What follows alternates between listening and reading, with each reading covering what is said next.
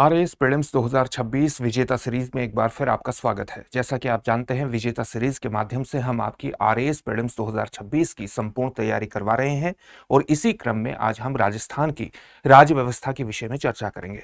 जब हम किसी भी राज्य की राज्य व्यवस्था के विषय में चर्चा करते हैं तो उसमें कुछ पॉइंट्स एकदम कॉमन होते हैं। उस कॉमनैलिटी का कारण क्या है? उस कॉमन होने का कारण क्या है? क्योंकि हमारे संविधान का भाग 6 वस्तुतः राज्य से संबंधित प्रावधान करता है। जब हम भाग 6 की बात करते हैं तो भाग 6 राज्यों से संबंधित है और भाग 6 में ही राज्यपाल, मुख्यमंत्री, महाधिवक्ता,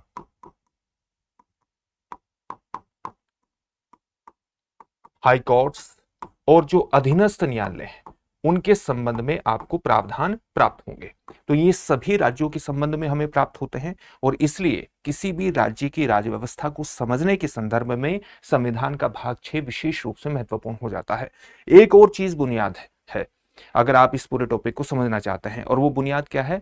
आपको जानना होगा कि भारत के संविधान के अनुच्छेद 1 में क्या लिखा गया है। अनुच्छेद 1 में लिखा गया है कि भारत राज्यों का संघ होगा, जो कि भारत की संघीय व्यवस्था को रिफ्लेक्ट करता है, उसको प्रतिबिंबित करता है। जब हम किसी भी देश के संदर्भ में संघवाद की बात करते हैं और विशेष तौर से संघवाद की भारत के संदर्भ में बात करते हैं तो उसका वास्तव में मतलब क्या है, इस संघवाद को भी आपको समझने की आवश्यकता है। जब हम संघवाद की बात करते हैं तो इसका सीधा सा मतलब यह है कि 2 स्तरों पर सरकारें होंगी। 2 स्तरों पर सरकारें का मतलब है, एक केंद्र स्तर पर संघ सरकार होगी और राज्यों के स्तर पर अलग अलग राज्य सरकारें होंगी। संघवाद की एक महत्वपूर्ण विशेषता है ये। साथ ही इन दोनों के बीच शक्तियों का विभाजन होगा और ये जो शक्तियों का विभाजन है, इस शक्तियों का विभाजन का एक लिखित आधार मौजूद होगा और इस लिखित आधार को आप संविधान के नाम से जानते हैं। शक्तियों के विभाजन का एक लिखित आधार मौजूद होगा जिसे आप संविधान के नाम से जानते हैं।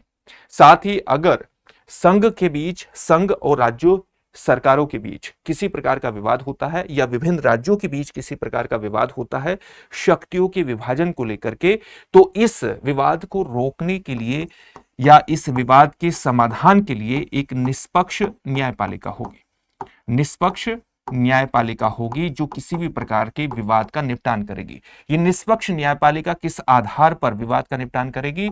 ये संविधान के आधार पर विवाद का निपटान करेगी और इस प्रकार से संविधान की जो सर्वोच्चता है वो भी वस्तुतः संघवाद की महत्वपूर्ण विशेषता में शामिल होती है, क्योंकि इसी सर्वोच्चता के अधीन होती है आपकी कार्यपालिका, इसी सर्वोच्चता के अधीन होती है आपकी विधायिका और इसी सर्वोच्चता के अधीन होती है आपकी न्यायपालिका।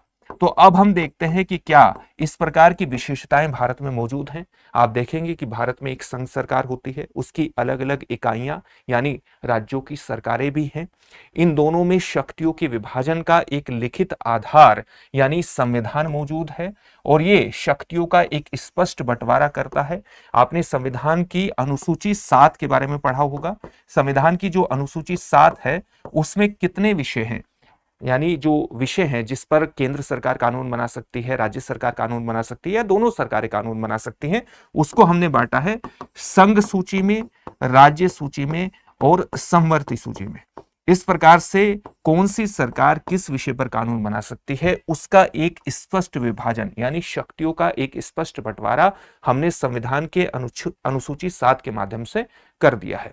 तो शक्तियों के स्पष्ट बंटवारे का एक लिखित आधार भारत में मौजूद है। आप ये भी जानते हैं कि भारत में संविधान की सर्वोच्चता विद्यमान है, संविधान की सर्वोच्चता है और उसी के अधीन कार्यपालिका, विधायिका और न्यायपालिका जैसी व्यवस्थाएं काम करती हैं। साथ ही अगर केंद्र सरकार और राज्य सरकार के बीच या अलग अलग राज्य सरकारों के बीच किसी प्रकार का विवाद होता है तो उस विवाद के समाधान के लिए सर्वोच्च न्यायपालिका भी मौजूद है जो संविधान में किए गए उपबंधों के अनुसार उस विवाद का निपटान करती है या उस संविधान की व्याख्या के माध्यम से विवादों का निपटारा करती है। तो ये मूलभूत रूप से विद्यमान भारत में विशेषताएं हैं जो संघवाद की है। साथ ही भारत में कोऑपरेटिव फेडरलिज्म भी मौजूद है। भारत में इस प्रकार का फेडरलिज्म मौजूद है, इस प्रकार का संघवाद विद्यमान है कि संघ और राज्य सरकारें मिलकर के राष्ट्रीय लक्ष्यों और राष्ट्रीय हितों की पूर्ति का काम करते हैं, राष्ट्रीय कल्याण के काम करते हैं। तो इस प्रकार से भारत में सहयोगात्मक संघवाद, कोऑपरेटिव फेडरलिज्म की अवस्थिति आपको देखने को मिलेगी। ये हुई बुनियादी चीज। अब हम जानेंगे भाग 6 के बारे में, जिसके माध्यम से हमें यह पता चल जाएगा कि राज्य की राज्य व्यवस्था के मूलभूत पक्ष क्या हैं, क्योंकि संविधान का भाग 6 के माध्यम से ही हमें राज्यपाल, मुख्यमंत्री, विधानमंडल, चाहे वो विधान परिषद हो, विधानसभा हो, अधीनस्थ न्यायालय और उच्च न्यायालय के बारे में जानकारी प्राप्त होती है। तो सबसे पहले हम राज्यों की कार्यपालिका के कुछ मूलभूत पक्षों को जानते हैं, जिनका उल्लेख संविधान के भाग 6 में किया गया है। जब हम राज्य की कार्यपालिका की बात करते हैं तो इसका वर्णन हमें संविधान के अनुच्छेद 153 से 167 तक देखने को मिलता है। इसी के माध्यम से हमें यह पता चलता है कि राज्यों में राज्य का जो संवैधानिक प्रमुख होता है वो वस्तुतः राज्यपाल ही होता है, और जो वास्तविक प्रमुख होता है शासन का वो मुख्यमंत्री होता है। जो राज्यपाल है वो मुख्यमंत्री की सलाह, मुख्यमंत्री और मंत्री परिषद की सलाह पर कार्य करता है। अनुच्छेद 155 इस बात का प्रावधान करता है कि जो राज्यपाल की नियुक्ति है वो भारत के राष्ट्रपति द्वारा की जाती है। न केवल इस बात की नियुक्ति करता है बल्कि अनुच्छेद 156 के माध्यम से इस बात की भी प्रावधान किया गया है, इस बात का भी प्रावधान किया गया है कि जो राज्यों के राज्यपाल होंगे उनका जो पदावधि होगा वो सामान्य रूप से 5 वर्ष का, सामान्य कार्यकाल जो होगा वो 5 वर्ष का होगा। यह कार्यकाल समाप्त होने से पहले राष्ट्रपति को त्याग पत्र देकर के वो अपने पद को छोड़ भी सकते हैं। और ये जो पदावधि का प्रावधान है ये वस्तुतः भारत के संविधान के आर्टिकल 156 में किया गया है। इसके अलावा राज्यपाल नियुक्त होने के लिए किस प्रकार की योग्यताएं होनी चाहिए, इसका प्रावधान संविधान के अनुच्छेद 157 और 158 में किया गया है। जैसे 157 में यह प्रावधान है कि राज्य का, किसी भी राज्य का राज्यपाल नियुक्त होने के लिए भारत का नागरिक होना एक प्राथमिक शर्त है, साथ ही न्यूनतम आयु 35 वर्ष होनी चाहिए। 158 में प्रावधान यह है कि उस व्यक्ति को किसी भी लाभ के पद पर नहीं होना चाहिए। अनुच्छेद 158 में यह प्रावधान है। तो इस प्रकार से अनुच्छेद 157 और 158 मिलकर के राज्यपाल नियुक्त होने के लिए कहीं ना कहीं अर्हताओं का भी उल्लेख कर देते हैं। अनुच्छेद 159 में सीधे तौर पर कहा गया है कि राज्यपाल की शपथ किस प्रकार से करवाई जाएगी, और राज्यपाल की शपथ का प्रावधान वस्तुतः इसमें किया गया है। और आप जानते हैं कि जो हमारे संविधान की अनुसूची 3 है उसके तहत यह शपथ होती है। अनुसूची 3 में जो प्रावधान किए गए हैं, राज्यपाल को शपथ संबंधित जो शपथ दिलाई जाती है वो किसके द्वारा दिलाई जाती है, जो उच्च न्यायालय का मुख्य न्यायाधीश होता है उसके द्वारा राज्यपाल को शपथ दिलाई जाती है। तो ये राज्यपाल के बारे में कुछ बुनियादी प्रावधान हुए। अगर हम राज्यपाल की शक्तियों और उसके कार्यों की बात करें तो राज्यपाल, जैसा कि आप जानते हैं, राज्यों का संवैधानिक प्रमुख होता है और वास्तविक प्रमुख कौन होता है, मुख्यमंत्री होता है।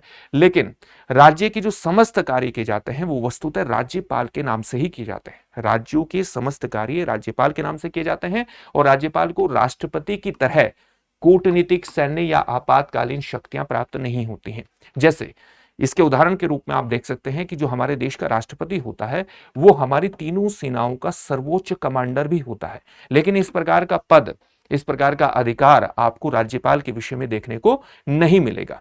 राज्यपाल जो है वो बहुत सी नियुक्तियां भी राज्य के संबंध में करता है। कौन कौन सी नियुक्तियां करते हैं, जैसे राज्य का जो लोक सेवा आयोग है उसके अध्यक्ष और सदस्यों की नियुक्ति राज्यपाल के द्वारा की जाती है। इसके अलावा राज्य का जो महाधिवक्ता है, एडवोकेट जनरल है, उसकी नियुक्ति राज्यपाल के द्वारा की जाती है। राज्य का जो निर्वाचन आयोग है उसके अध्यक्ष की नियुक्ति की जाती है। राज्य वित्त आयोग के अध्यक्ष और सदस्य की नियुक्ति की जाती है और साथ ही राज्य विश्वविद्यालयों के कुलपति की नियुक्ति भी राज्यपाल के द्वारा की जाती है।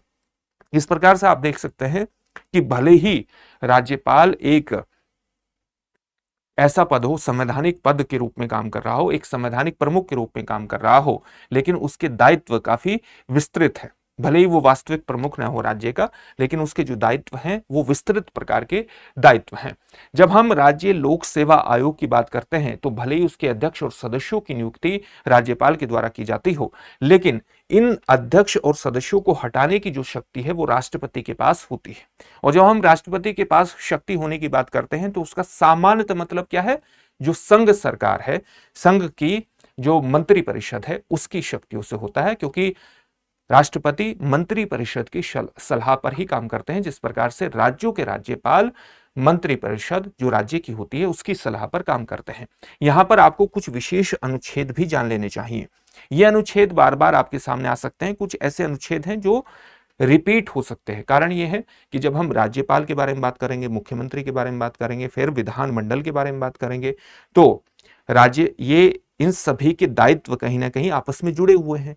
तो कुछ अनुच्छेदों का उल्लेख बार बार आपके सामने आ सकता है। तो अच्छी बात है कि इससे आपका रिवाइज भी हो जाएगा, रिवीजन भी लगातार होता रहेगा। अनुच्छेद 160 में किस प्रकार के प्रावधान किए गए हैं? अनुच्छेद 160 में सीधे तौर पर कहा गया है कि आकस्मिक परिस्थितियों में राज्यपाल विशेष कार्य कर सकता है। अगर किसी प्रकार की आकस्मिक स्थितियां उत्पन्न हो सकती है तो राष्ट्रपति इस प्रकार का उपबंध कर सकता है कि राज्यपाल विशेष कार्य कर सके। 160 में है। 161 में क्या कहा गया है कि राज्यपाल को दंड को माफ करने, दंड में कमी करने, उसका निलंबन करने, सस्पेंशन करने, उसका परिहार करने की शक्ति है। यहां पर परिहार शब्द को ठीक प्रकार से समझ लीजिए। परिहार का मतलब क्या होता है कि दंड के नेचर में परिवर्तन किए बिना, उसकी प्रकृति में परिवर्तन किए बिना, जैसे दंड की प्रकृति कठोर भी हो सकती है और दंड की प्रकृति सामान्य भी हो सकती है, तो इसके प्रकृति में परिवर्तन किए बिना आप सजा को क्या कर सकते हैं? आप सजा की अवधि को कम कर सकते हैं, उसकी अवधि को आप घटा सकते हैं। इसको हम कहते हैं परिहार करना।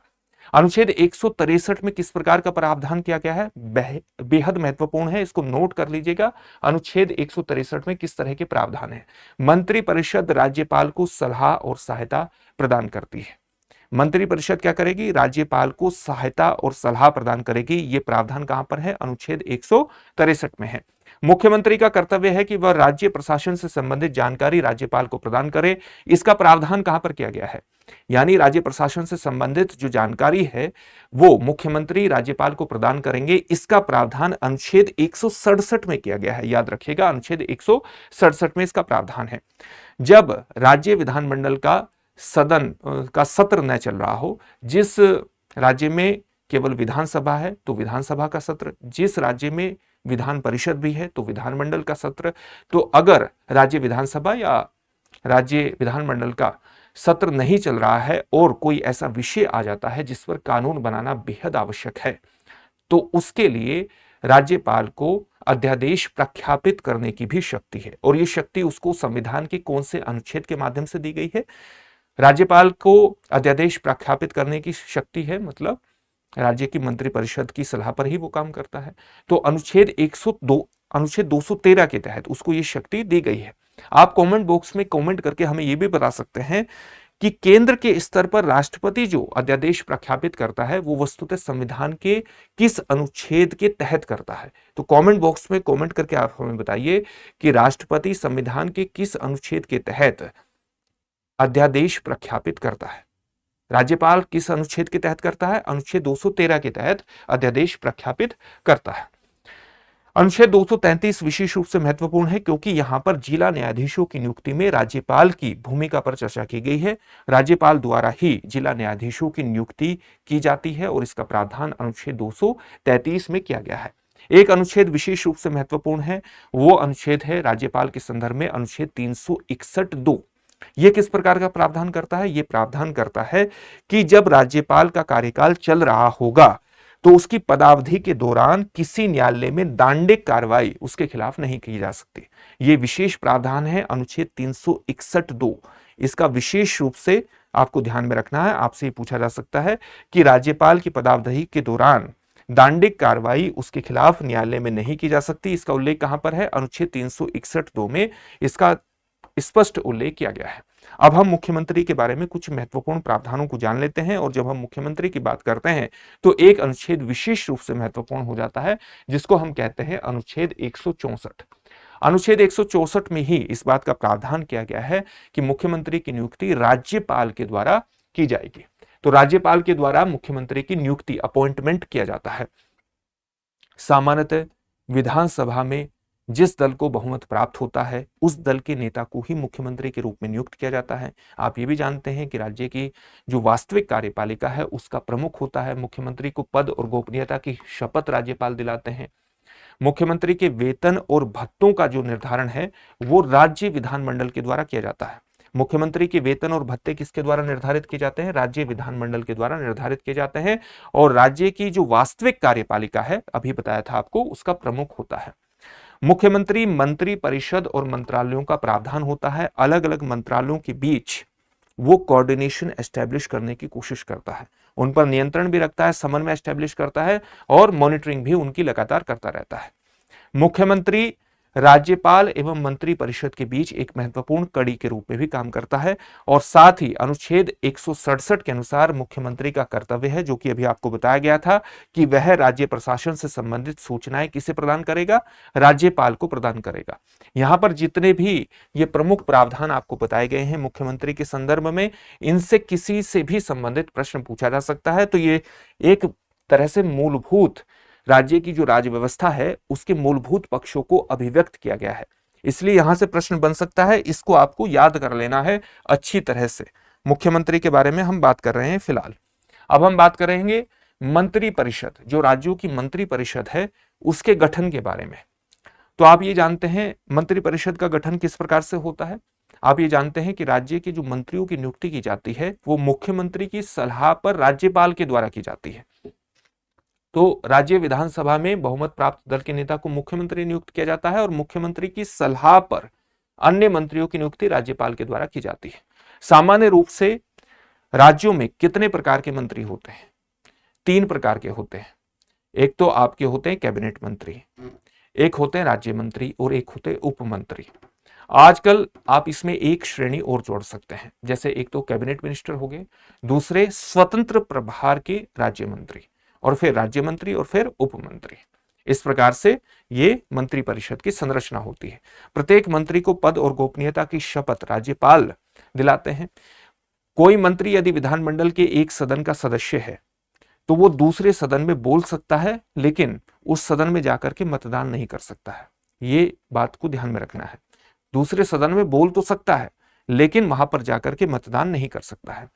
यदि कोई व्यक्ति मंत्री नियुक्त किया गया है लेकिन विधानमंडल का सदस्य नहीं है तो उसे 6 माह के भीतर विधानमंडल का सदस्य होना पड़ता है, किसी भी सदन का। किसी भी, अगर किसी राज्य में केवल विधानसभा ही है तो विधानसभा का सदस्य होना पड़ेगा, और अगर विधानमंडल भी है तो विधानसभा या विधान परिषद किसी एक का सदस्य उसको होना पड़ता है। अगर वो 6 महीने के भीतर सदस्य नहीं होता है तो उसका जो मंत्री पद है वो स्वतः उसको छोड़ना पड़ेगा, वो खाली हो जाएगा। मंत्री परिषद का कार्यकाल स्वाभाविक है 5 वर्ष का होता है। सरकारें 5 वर्ष के लिए ही चुनी जाती हैं। और मंत्री परिषद अगर विधानसभा में बहुमत खोने पर, अगर जिस दल की सरकार है, जिस दल के मुख्यमंत्री हैं, उसका अगर बहुमत विधानसभा में खो जाता है तो मंत्री परिषद को त्यागपत्र देना पड़ता है। मुख्यमंत्री के अनुरोध पर राज्यपाल मंत्री परिषद को भंग भी कर सकता है। साथ ही जब राज्य में राष्ट्रपति शासन लागू हो जाए, राष्ट्रपति शासन 356 के तहत संवैधानिक तंत्र की विफलता के कारण लगाया जाता है। साथ ही जब कुछ विशेष निर्देश केंद्र सरकार प्रदान करे और उन विशेष निर्देशों का पालन करने में राज्य सरकार विफल हो जाए तो वो आधार बनता है 356 के तहत राष्ट्रपति शासन का।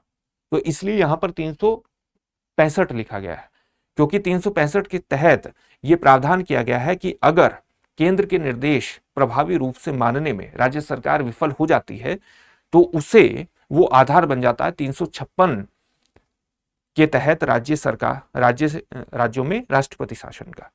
तो 365 वस्तुतः 356 के आधार का निर्माण करता है, और इसलिए यहां पर लिखा गया है कि 365 के अंतर्गत राष्ट्रपति शासन लागू होने पर मंत्री परिषद भंग हो जाती है।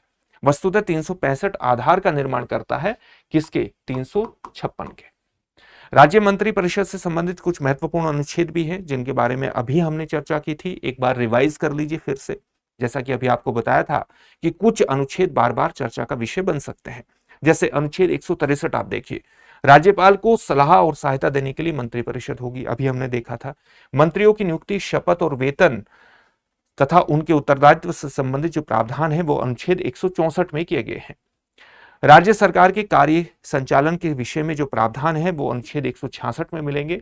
मुख्यमंत्री का राज्यपाल को सूचना देने का कर्तव्य अनुच्छेद 167 में मिलेगा, बेहद महत्वपूर्ण है, आपकी परीक्षा में पूछा जा सकता है। और राष्ट्रपति शासन की स्थिति में मंत्रिपरिषद का अंत होगा जब संवैधानिक तंत्र की विफलता के आधार पर वहां राष्ट्रपति शासन लगा दिया जाए। इसके आधार का निर्माण अनुच्छेद 365 करता है। चलिए आगे बढ़ते हैं और अगले टॉपिक को देखते हैं। तो आप ये भी जानते हैं कि हर राज्य में महाधिवक्ता की नियुक्ति की जाती है, और जब हम महाधिवक्ता की नियुक्ति की बात करते हैं, एडवोकेट जनरल की नियुक्ति की बात करते हैं, तो ये संविधान के कौन से अनुच्छेद के तहत की जाती है? संविधान का अनुच्छेद 165 इसमें विशेष रूप से महत्वपूर्ण हो जाता है। 165 के तहत ये नियुक्ति होगी। राज्यपाल द्वारा महाधिवक्ता की नियुक्ति की जाती है और ये राज्य का सर्वोच्च विधि अधिकारी होता है। राज्य का सर्वोच्च विधि अधिकारी होता है। जिस प्रकार से केंद्र सरकार में कौन सा अधिकारी होता है? अटॉर्नी जनरल होता है। उसी प्रकार से राज्य में एडवोकेट जनरल होता है, जिसको महाधिवक्ता कहते हैं। और महाधिवक्ता राज्यपाल के प्रसाद पर्यंत ही अपने पद पर कार्य करता है। इसके कुछ महत्वपूर्ण उत्तरदायित्व होते हैं। मैं उत्तरदायित्व जानना भी आपके लिए इंपॉर्टेंट है। एक तो 165 को याद कर लीजिएगा। आप कमेंट बॉक्स में कमेंट करके हमें यह भी बता सकते हैं कि जो संघीय सरकार है वो जो अटॉर्नी जनरल की नियुक्ति करती है वो संविधान के किस अनुच्छेद, किस आर्टिकल के तहत करती है। कमेंट बॉक्स में कमेंट करके आप हमें ये बता सकते हैं। महाधिवक्ता के किस प्रकार के उत्तरदायित्व होते हैं? महाधिवक्ता वस्तुतः राज्य सरकार को विधि संबंधी विषयों पर सलाह देता है। राज्यपाल द्वारा जो भी इसको विशेष सौंपे जाते हैं, सौंपे गए कानूनी कार्यों का निर्वहन करता है, जो भी कानूनी कार्य से सौंपे जाते हैं। विधानसभा में तथा जिन राज्यों में विधान परिषद है वहां दोनों सदनों में जाकर के उनकी कार्रवाई में भाग ले सकता है, वहां पर बोल भी सकता है, लेकिन मतदान नहीं कर सकता। तो आप देखिए महत्वपूर्ण प्रावधान है।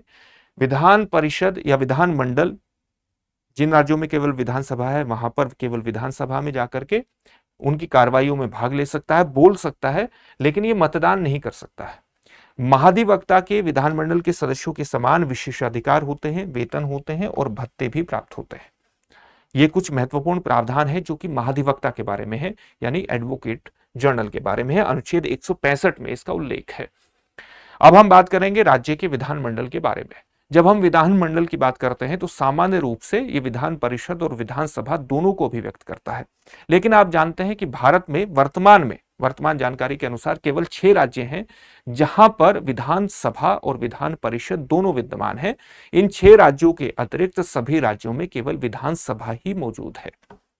तो विधानमंडल का सीधा सा मतलब है विधान परिषद और विधानसभा। विधानमंडल आप कह सकते हैं कि अभी केवल 6 राज्यों में मौजूद है, यानी केवल 6 राज्य ऐसे हैं जहां पर विधान परिषद और विधान सभा दोनों मौजूद है। बाकी राज्यों में केवल विधानसभा है। वे कौन से राज्य हैं जहां पर विधान परिषद और विधानसभा दोनों मौजूद हैं, यानी विधान परिषद भी है? वर्तमान में भारत में 6 राज्य हैं। कौन कौन से 6 राज्य हैं? उसमें एक है आपका बिहार, एक है उत्तर प्रदेश, एक है आपका महाराष्ट्र, एक है आपका कर्नाटका, एक है आपका आंध्र प्रदेश और एक है आपका कौन सा? तेलंगाना। ये राज्य मौजूद है। तो 6 राज्य हैं जहां पर विधान परिषद मौजूद है। बिहार, उत्तर प्रदेश, महाराष्ट्र, कर्नाटक, आंध्र प्रदेश और तेलंगाना। बाकी सभी में विधानसभा मौजूद है। जब हम विधान परिषद की बात करते हैं तो संविधान के कौन से अनुच्छेद में इसका उल्लेख किया गया है? अनुच्छेद 169। 169 ही वस्तुतः विधान परिषद के निर्माण और उसके उत्साधन, उसको खत्म करने की प्रक्रिया का उल्लेख करता है। अनुच्छेद 169। अगर किसी राज्य को अपने यहां विधान परिषद बनानी है तो उसे इसके लिए एक प्रस्ताव पारित करना पड़ेगा। यह प्रस्ताव किस प्रकार से पारित होगा? यह प्रस्ताव सदन की कुल सदस्य संख्या के बहुमत द्वारा और उपस्थित और मतदान करने वाले सदस्यों के 2/3 बहुमत से राज्य विधायिका से पारित होना चाहिए। तो राज्य विधानसभा में कुल सदस्य संख्या के बहुमत से और उपस्थित और मतदान करने वाले सदस्यों के 2/3 बहुमत से पारित होना चाहिए। और फिर ये जब संसद में आए तो संसद में ये साधारण बहुमत से पारित होना चाहिए। जब इसको संसद से साधारण बहुमत से स्वीकृति मिल जाए तब किसी राज्य में विधान परिषद का गठन हो जाता है। ये इसकी प्रक्रिया है और इस प्रक्रिया का उल्लेख है अनुच्छेद 169 में। राज्य के विधानमंडल के बारे में कुछ बुनियादी चीजें भी जान लीजिए। बुनियादी चीजें जैसा कि अभी आपको बताया भाग 6 में ही उल्लेखित है और राज्य के विधान मंडल से संबंधित जो प्रावधान है वो अनुच्छेद 168 से लेकर के 212 के बीच आपको प्राप्त हो जाएंगे। कहां पर प्राप्त हो जाएंगे? तो अनुच्छेद 168 से लेकर के अनुच्छेद 212 के बीच। अनुच्छेद 168 के अनुसार प्रत्येक राज्य का अपना विधानमंडल होगा।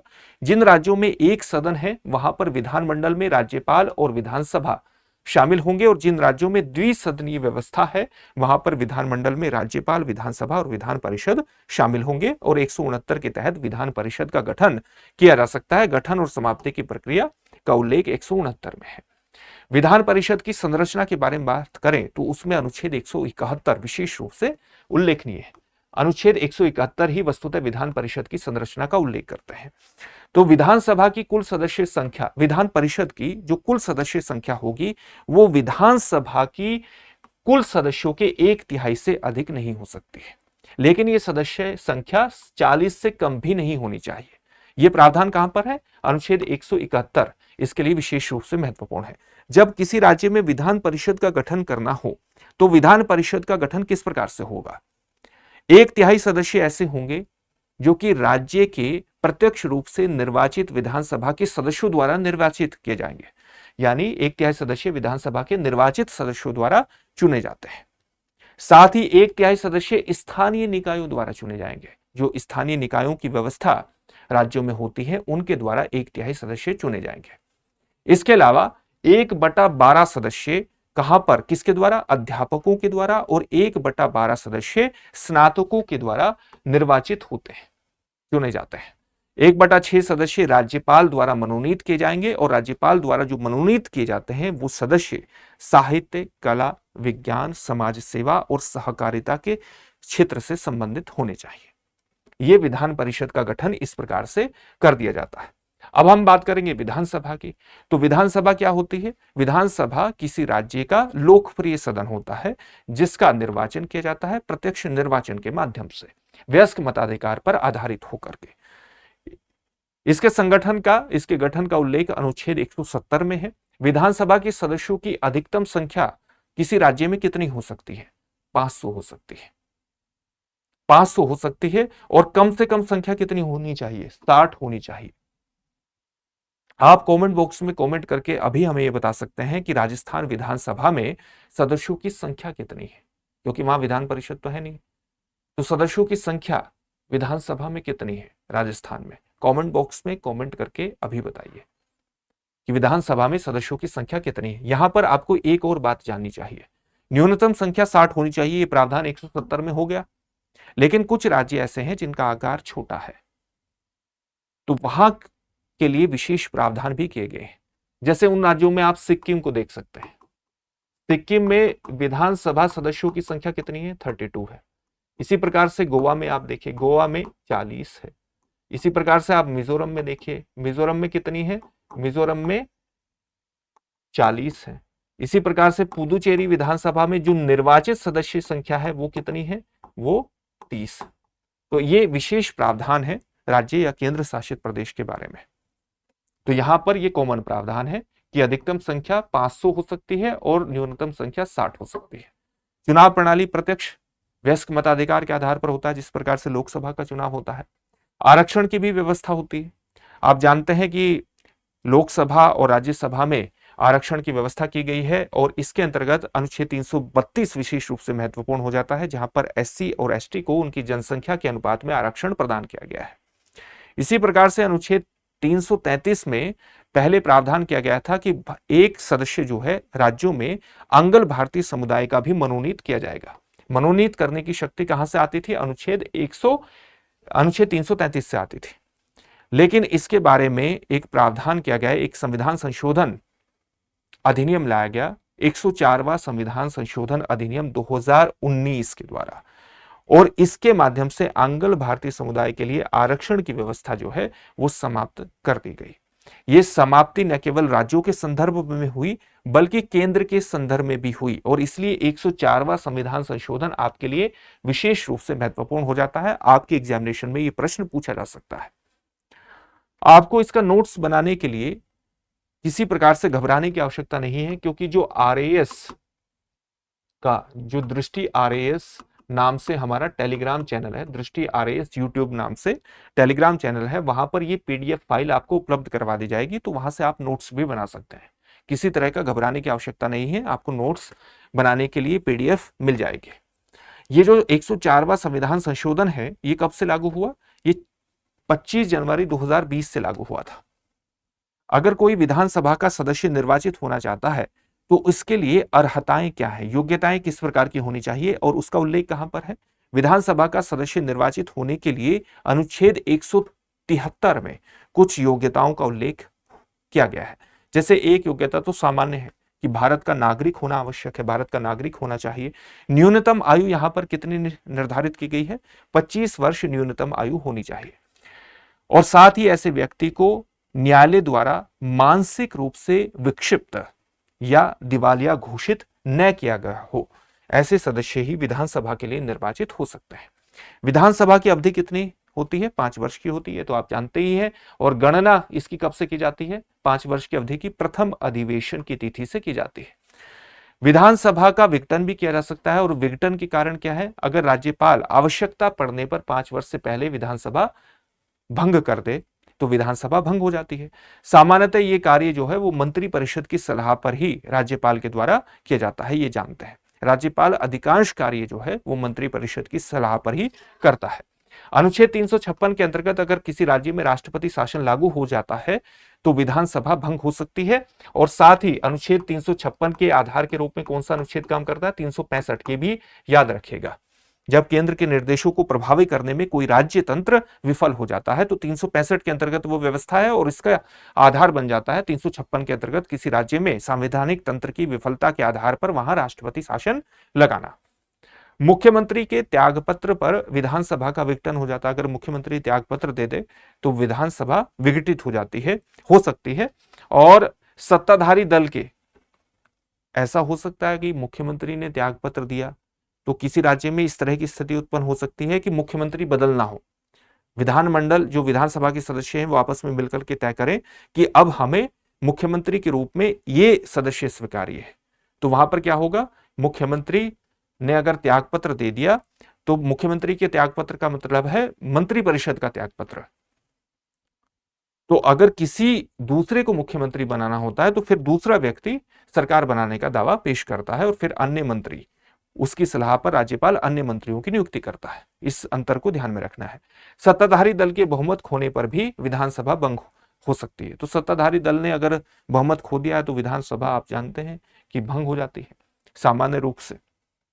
अगर दूसरा जो विपक्ष है वो सरकार बनाने में सक्षम नहीं है तब विधानसभा भंग हो जाती है। और अगर कार्यकाल बचा हुआ है और दूसरा कोई विपक्ष मिलकर के सरकार बनाने का दावा पेश कर देता है, कार्यकाल बचा हुआ है, तो फिर वो दूसरा दल सरकार बना सकता है। लेकिन सत्ताधारी दल के बहुमत खोने पर एक आधार बनता है कि विधानसभा भंग हो सकती है अगर सरकार नहीं बन पाती है। सत्र सत्रावसान के बारे में किस प्रकार के प्रावधान किए गए हैं? जो सत्र आहूत करने की पावर है वो वस्तुतः राज्यपाल की है। और किस अनुच्छेद के तहत है? अनुच्छेद 174(1) के तहत है। राज्यपाल विधानमंडल के प्रत्येक सदन को बुलाता है और उसके लिए समय और स्थान भी निर्धारित कर सकता है। सत्र आहूत करने में एक राज्यपाल की एक विशेष भूमिका यहां पर एस्टेब्लिश हो जाती है। अगर सदन चल रहा है तो उसे स्थगित करने की शक्ति किसके पास होती है? पीठासीन अधिकारी के बीच के पास होती है।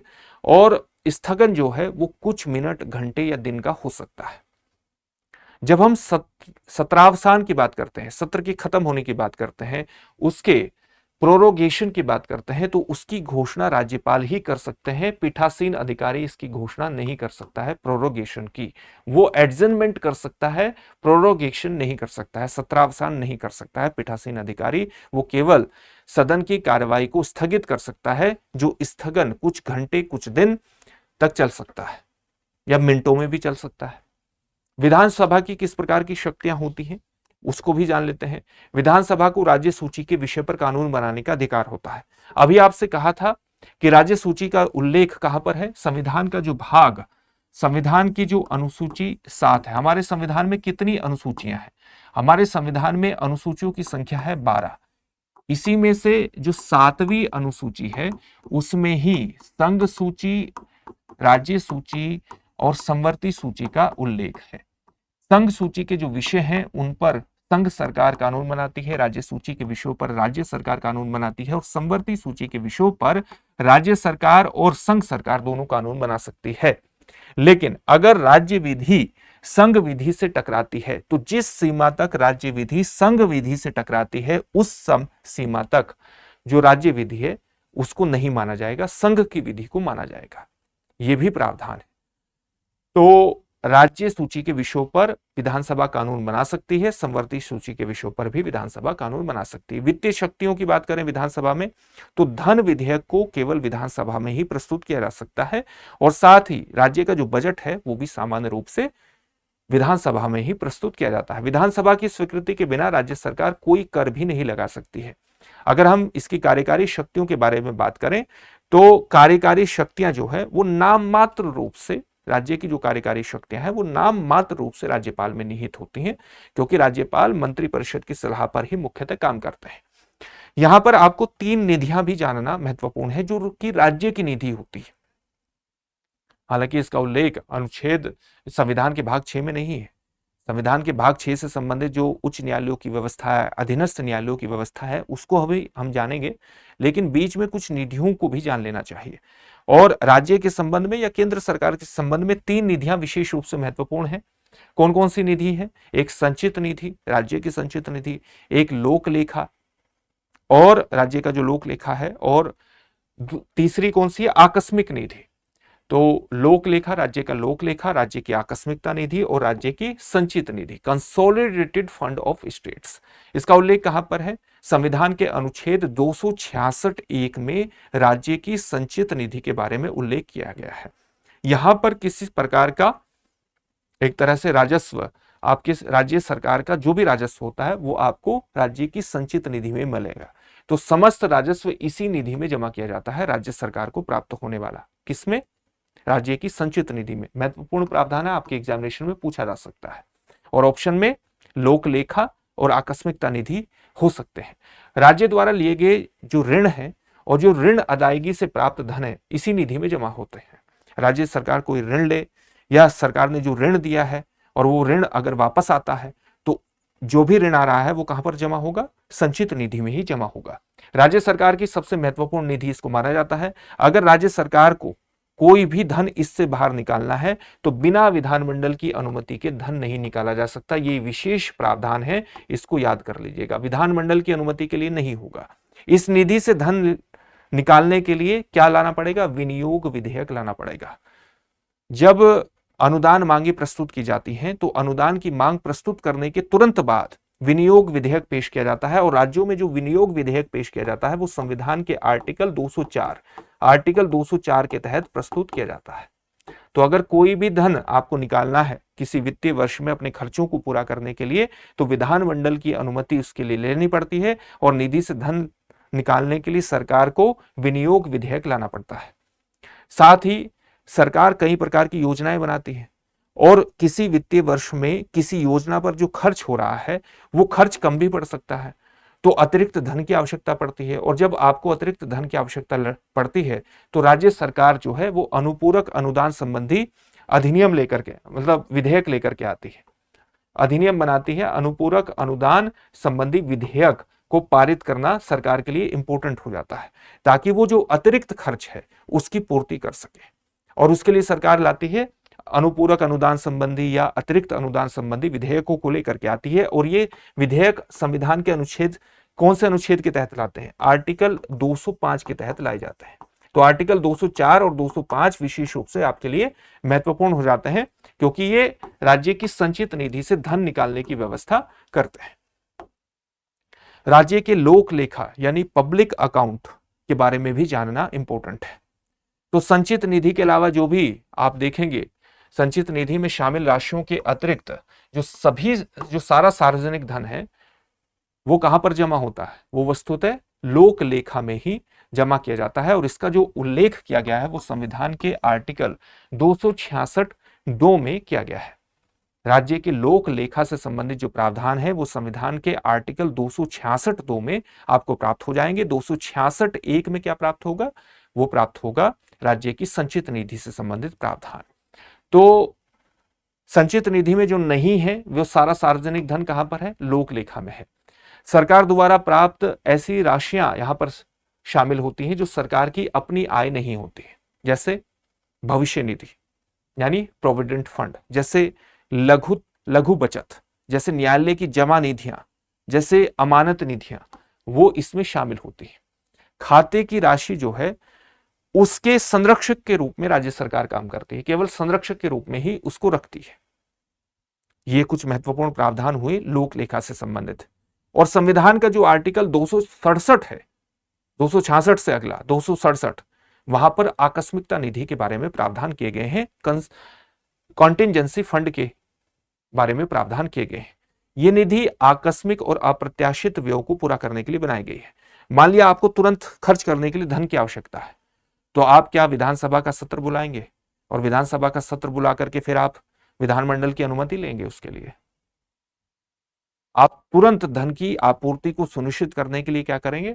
आप यहां से आकस्मिकता निधि से धन निकालेंगे। आपात स्थिति या तुरंत खर्च की आवश्यकता होने पर इस निधि का प्रयोग किया जाता है, और निधि का संचालन राज्यपाल की ओर से राज्य सरकार का कौन करता है? वित्त सचिव। ये बहुत इंपॉर्टेंट फैक्ट है, इसको याद करिएगा कि इस निधि का संचालन राज्यपाल की ओर से राज्य सरकार का वित्त सचिव करता है। किस निधि का? कॉन्टिंजेंसी फंड का, राज्य की कॉन्टिंजेंसी फंड का, आकस्मिकता निधि का। बाद में जब इससे धन निकाल लिया जाता है तो बाद में उसकी पूर्ति के लिए जो खर्च निकाला गया है उसको फिर आपको इसमें डालना भी होता है, वापस इसमें डाल दिया जाता है। चलिए अब जानते हैं न्यायपालिका के बारे में।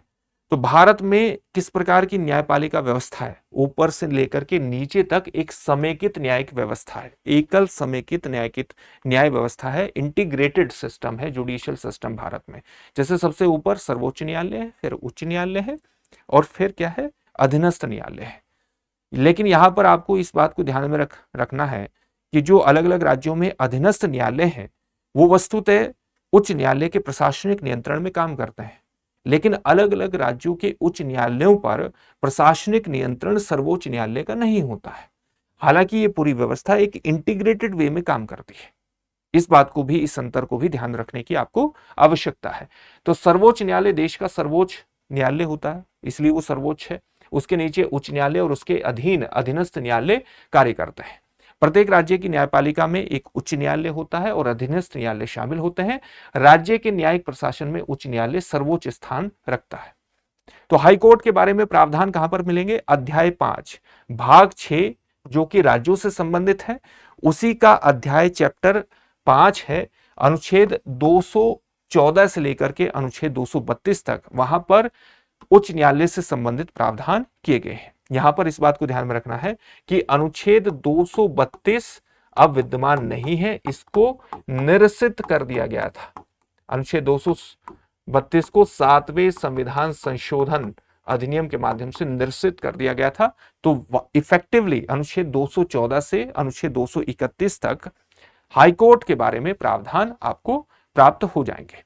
तो उच्च न्यायालय जो है राज्य का सर्वोच्च न्यायालय होता है। अनुच्छेद 214 के तहत प्रत्येक राज्य का एक उच्च न्यायालय होगा, प्रत्येक राज्य में एक उच्च न्यायालय होगा, प्रत्येक राज्य का एक उच्च न्यायालय होगा, उस राज्य में हो या ना हो, क्योंकि कई राज्यों के लिए एक उच्च न्यायालय का प्रावधान करने का भी प्रावधान है, शक्ति है। संसद को 2 या 2 से अधिक राज्यों के लिए संयुक्त उच्च न्यायालय स्थापित करने की शक्ति है, और यह शक्ति उसके संविधान के किस अनुच्छेद के माध्यम से प्राप्त होती है? संविधान के अनुच्छेद 231 के माध्यम से उसे यह शक्ति प्राप्त होती है। 232 को 7वें संविधान संशोधन अधिनियम 1956 द्वारा निरसित कर दिया गया था, उसको हटा दिया गया था। जब हम प्रत्येक राज्य के उच्च न्यायालय के गठन के बारे में बात करते हैं तो इसका प्रावधान कहां पर किया गया है? अनुच्छेद 216 में किया गया है। अनुच्छेद 216 में यह बताया गया है कि प्रत्येक उच्च न्यायालय में एक मुख्य न्यायाधीश और अन्य न्यायाधीश होंगे और न्यायाधीशों की नियुक्ति किसके द्वारा की जाएगी? राष्ट्रपति के द्वारा की जाएगी। न्यायाधीशों की संख्या निर्धारित नहीं है, आवश्यकता के अनुसार राष्ट्रपति जो है उनकी संख्या को बढ़ा सकते हैं। जब हम उच्च न्यायालय के न्यायाधीशों की नियुक्ति की बात करते हैं, इस बात को ध्यान में रखिएगा, बेहद इंपॉर्टेंट पॉइंट आने वाला है और आप इसको नोट कर लीजिएगा, आपके एग्जामिनेशन में पूछा जा सकता है। जब हम उच्च न्यायालय में न्यायाधीशों की नियुक्ति की बात करते हैं तो ये नियुक्ति संविधान के किस अनुच्छेद के तहत की जाती है? संविधान के अनुच्छेद 217 के तहत ये नियुक्ति की जाती है। अनुच्छेद 217 के तहत राष्ट्रपति ये नियुक्ति किसके परामर्श पर करता है, यानी किससे परामर्श करके ये नियुक्ति करता है? जब न्यायाधीशों की नियुक्ति कर दी हो अनुच्छेद 217 के तहत, तो भारत के मुख्य न्यायाधीश से राष्ट्रपति परामर्श करेगा, संबंधित राज्य के राज्यपाल से करेगा और संबंधित उच्च न्यायालय के मुख्य न्यायाधीश से भी वो परामर्श करेगा। राष्ट्रपति द्वारा नियुक्ति की जाती है, भारत के मुख्य न्यायाधीश से, संबंधित राज्य के उच्च न्यायालय से और संबंधित राज्य के मुख्य न्यायाधीश से वो बात करता है, परामर्श करता है भारत का राष्ट्रपति। आप ये भी जानते हैं कि हमारे संविधान में या हमारे देश में जो न्यायाधीशों की नियुक्ति की प्रक्रिया है, चाहे वो सुप्रीम कोर्ट में हो, चाहे वो हाई कोर्ट में हो, न्यायाधीशों की नियुक्ति और स्थानांतरण को निर्धारित करने में कॉलेजियम सिस्टम का एक विशेष महत्व है। कॉलेजियम सिस्टम भारत में 3 न्यायिक निर्णयों के माध्यम से डेवलप हुआ है, जिसको हम जानते हैं फर्स्ट जजेस केस, फर्स्ट जजेस केस, सेकंड जजेस केस और थर्ड जजेस केस। ये कब के हैं? फर्स्ट जजेस केस 1981 का है, सेकंड जजेस केस 1993 का है और थर्ड जजेस केस 1998 का है। और सर्वोच्च न्यायालय के इन 3 निर्णयों के माध्यम से ही हमारे देश में एक कॉलेजियम सिस्टम डेवलप हुआ है न्यायाधीशों की नियुक्ति और स्थानांतरण का, चाहे वो सर्वोच्च न्यायालय हो और चाहे उच्च न्यायालय हो। अगर किसी न्यायालय जैसे नियुक्ति, उच्च न्यायालय में नियुक्ति के लिए 217 का आर्टिकल 217 में प्रावधान है कि राष्ट्रपति द्वारा नियुक्ति की जाएगी। उसके लिए वो परामर्श करेगा भारत के मुख्य न्यायाधीश से, संबंधित राज्य के उच्च न्यायालय से, संबंधित राज्य के राज्यपाल से और संबंधित राज्य के उच्च न्यायालय के मुख्य न्यायाधीश से। लेकिन इसमें कॉलेजियम सिस्टम किस प्रकार से काम करता है? इसमें कॉलेजियम सिस्टम इस प्रकार से काम करता है कि जो राज्य का कॉलेजियम है, जिसमें संबंधित राज्य का उच्च न्यायालय का मुख्य न्यायाधीश और 2 वरिष्ठतम न्यायाधीश शामिल होते हैं, वो किसी नाम की सिफारिश करता है और उस सिफारिश को मुख्यमंत्री और राज्यपाल को भेजता है। कहां पर भेजेगा? राज्य का जो कॉलेजियम है वो मुख्यमंत्री और राज्यपाल को भेज देता है, गवर्नर को भेज देता है अपनी सिफारिश।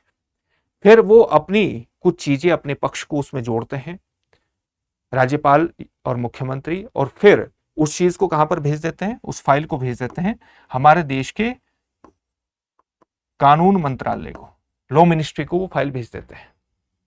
और लॉ मिनिस्ट्री इस पर किससे सलाह मांगता है? लॉ मिनिस्ट्री इस पर सलाह मांगता है कॉलेजियम सिस्टम, जो कि सुप्रीम कोर्ट का होता है।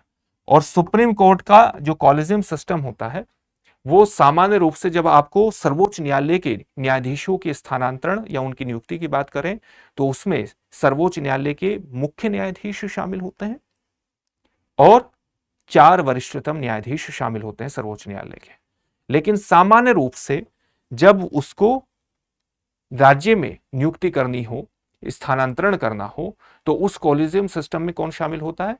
भारत के मुख्य न्यायाधीश शामिल होते हैं और सर्वोच्च न्यायालय के 2 वरिष्ठतम न्यायाधीश शामिल होते हैं। और फिर वो जिस नाम की सिफारिश करते हैं तो फिर उसी पर परामर्श करके राष्ट्रपति उसकी नियुक्ति कर देते हैं। तो ये प्रक्रिया है, इसी प्रक्रिया का यहां पर उल्लेख किया गया है। उच्च न्यायालय के न्यायाधीशों की नियुक्ति करने में कॉलेजियम सिस्टम की भूमिका है। चलिए अब जानते हैं राष्ट्रपति नियुक्ति करते हैं अनुच्छेद 217 के तहत। न्यायाधीश बनने के लिए योग्यताओं का विवरण कहां पर दिया गया है? अनुच्छेद 217(2) में प्रदान किया गया है।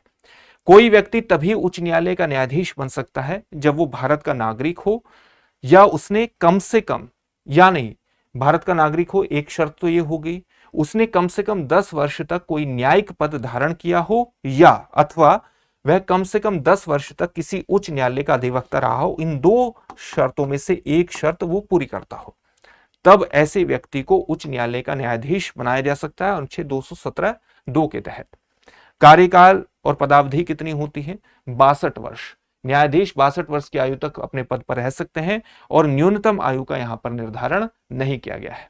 अगर आयु को लेकर के किसी प्रकार का विवाद होता है तो उस विवाद में आप देखेंगे कि 217(3) जो आर्टिकल 217(3) है वो विशेष रूप से महत्वपूर्ण हो जाता है। न्यायाधीश की आयु संबंधी विवाद का निर्णय राष्ट्रपति करता है और राष्ट्रपति भारत के मुख्य न्यायाधीश की सलाह पर यह काम करता है। राष्ट्रपति का निर्णय अंतिम होता है अगर किसी प्रकार का आयु विवाद खड़ा होता है। अगर आप न्यायाधीशों की शपथ, उनकी वेतन और उनके पद की रिक्ति के बारे में बात करें तो इसके लिए अनुच्छेद 219 विशेष रूप से महत्वपूर्ण हो जाता है। अनुच्छेद 219 में ही इस प्रकार के प्रावधान किए गए हैं। उच्च न्यायालय का जो न्यायाधीश है वो पद ग्रहण करने से पूर्व शपथ लेता है। शपथ राज्यपाल अथवा उसके द्वारा नियुक्त कोई व्यक्ति है वो दिलाता है। तो शपथ किसके द्वारा दिलाई जाती है? शपथ दिलाई जाती है राज्यपाल के द्वारा या उसके द्वारा नियुक्त कोई भी व्यक्ति शपथ दिला सकता है उच्च न्यायालय के न्यायाधीश को। संविधान की 3री अनुसूची के अनुसार शपथ होती है। कौन सी अनुसूची के तहत शपथ होती है? संविधान की 3री अनुसूची के तहत यह शपथ होती है। और राज्यपाल कौन सी अनुसूची के तहत शपथ लेता है? कमेंट बॉक्स में कमेंट करके आप बता सकते हैं कि कौन सी अनुसूची के तहत राज्यपाल शपथ ले सकता है। यदि एक उच्च न्यायालय कई राज्यों के लिए हो तो शपथ उस राज्य का राज्यपाल दिलाता है जहां पर उच्च न्यायालय का मुख्य स्थान स्थित है। एक राज्य के लिए मतलब एक उच्च न्यायालय कई राज्यों के लिए है, तो जहां पर उसकी मुख्य पीठ है उस राज्य का जो राज्यपाल है उसी के द्वारा शपथ दिलाई जाती है न्यायाधीश को। इस बात को भी ध्यान में रखना है, यह भी एक महत्वपूर्ण पॉइंट है। चलिए वेतन और भत्तों के बारे में बात करें तो न्यायाधीशों के, उच्च न्यायालय के न्यायाधीशों के वेतन और भत्तों के लिए कौन सा अनुच्छेद विशेष रूप से महत्वपूर्ण हो जाता है? अनुच्छेद 221, क्योंकि वहीं पर इसका उल्लेख है इसलिए महत्वपूर्ण है। संसद न्यायाधीशों के वेतन, भत्ते और अवकाश के साथ साथ पेंशन संबंधी नियम बनाती है। इनकी पदावधि के दौरान, या आप कह सकते हैं कि इनके न्यायाधीशों के जो वेतन और भत्ते हैं इनमें कटौती नहीं की जा सकती है। न्यायाधीशों के वेतन और भत्तों में कटौती नहीं की जा सकती है, केवल एक अवसर को छोड़ करके जब भारत में संविधान के अनुच्छेद 360 के अंतर्गत वित्तीय आपातकाल घोषित हो। आप ये जानते हैं कि संविधान के अनुच्छेद 360 में वित्तीय आपातकाल के बारे में प्रावधान किए गए हैं। अगर भारत में वित्तीय आपातकाल घोषित है तो वहां पर आप देखेंगे कि भारत में उस समय को छोड़ करके न्यायाधीशों के वेतन और भत्तों में कटौती नहीं की जा सकती। न्यायाधीशों का वेतन और भत्ते राज्य की संचित निधि पर, कंसोलिडेटेड फंड ऑफ स्टेट्स पर निर्भर होते हैं और पेंशन की भी भारत की संचित निधि से ही दी जाती है। उच्च न्यायालय के न्यायाधीश का पद किन परिस्थितियों में रिक्त हो सकता है? अगर 62 वर्ष की आयु अगर पूर्ण हो जाए तो आप जानते हैं कि पद रिक्त हो जाएगा। राष्ट्रपति को त्यागपत्र भी दे सकते हैं। यदि भविष्य की तिथि कोई दी गई हो तो उस तिथि से पहले त्यागपत्र न्यायाधीश द्वारा वापस भी लिया जा सकता है। अगर राष्ट्रपति को त्यागपत्र भेजते हैं और उसमें कोई भविष्य की तिथि लिखी है और उस तिथि से पहले न्यायाधीश का मन बदल गया है तो वो उस तिथि से पहले अपने त्यागपत्र को वापस भी ले सकता है। किसी अन्य उच्च न्यायालय में अगर स्थानांतरण हो जाए तो स्थानांतरण की प्रक्रिया भी आप जानते हैं कि जो कॉलेजियम सिस्टम है उसमें कॉलेजियम सिस्टम की एक विशिष्ट भूमिका होती है। पद से भी हटाया जा सकता है। अगर सिद्ध कदाचार, गलत व्यवहार, खराब व्यवहार या असमर्थता के आधार पर न्यायाधीश को उसके पद से हटाया जा सकता है। संसद के दोनों सदनों के विशेष बहुमत से इसको हटाया जाता है, यानी संसद के दोनों सदनों की कुल सदस्य संख्या के बहुमत द्वारा और उपस्थित और मतदान करने वाले सदस्यों के 2/3 बहुमत द्वारा हटाया जा सकता है। यह प्रक्रिया सर्वोच्च न्यायालय के न्यायाधीश के महाभियोग के समान ही होती है। अब हम बात करेंगे जिला न्यायाधीश या जिला जो न्यायालय है या अधीनस्थ न्यायालय के बारे में बात करेंगे।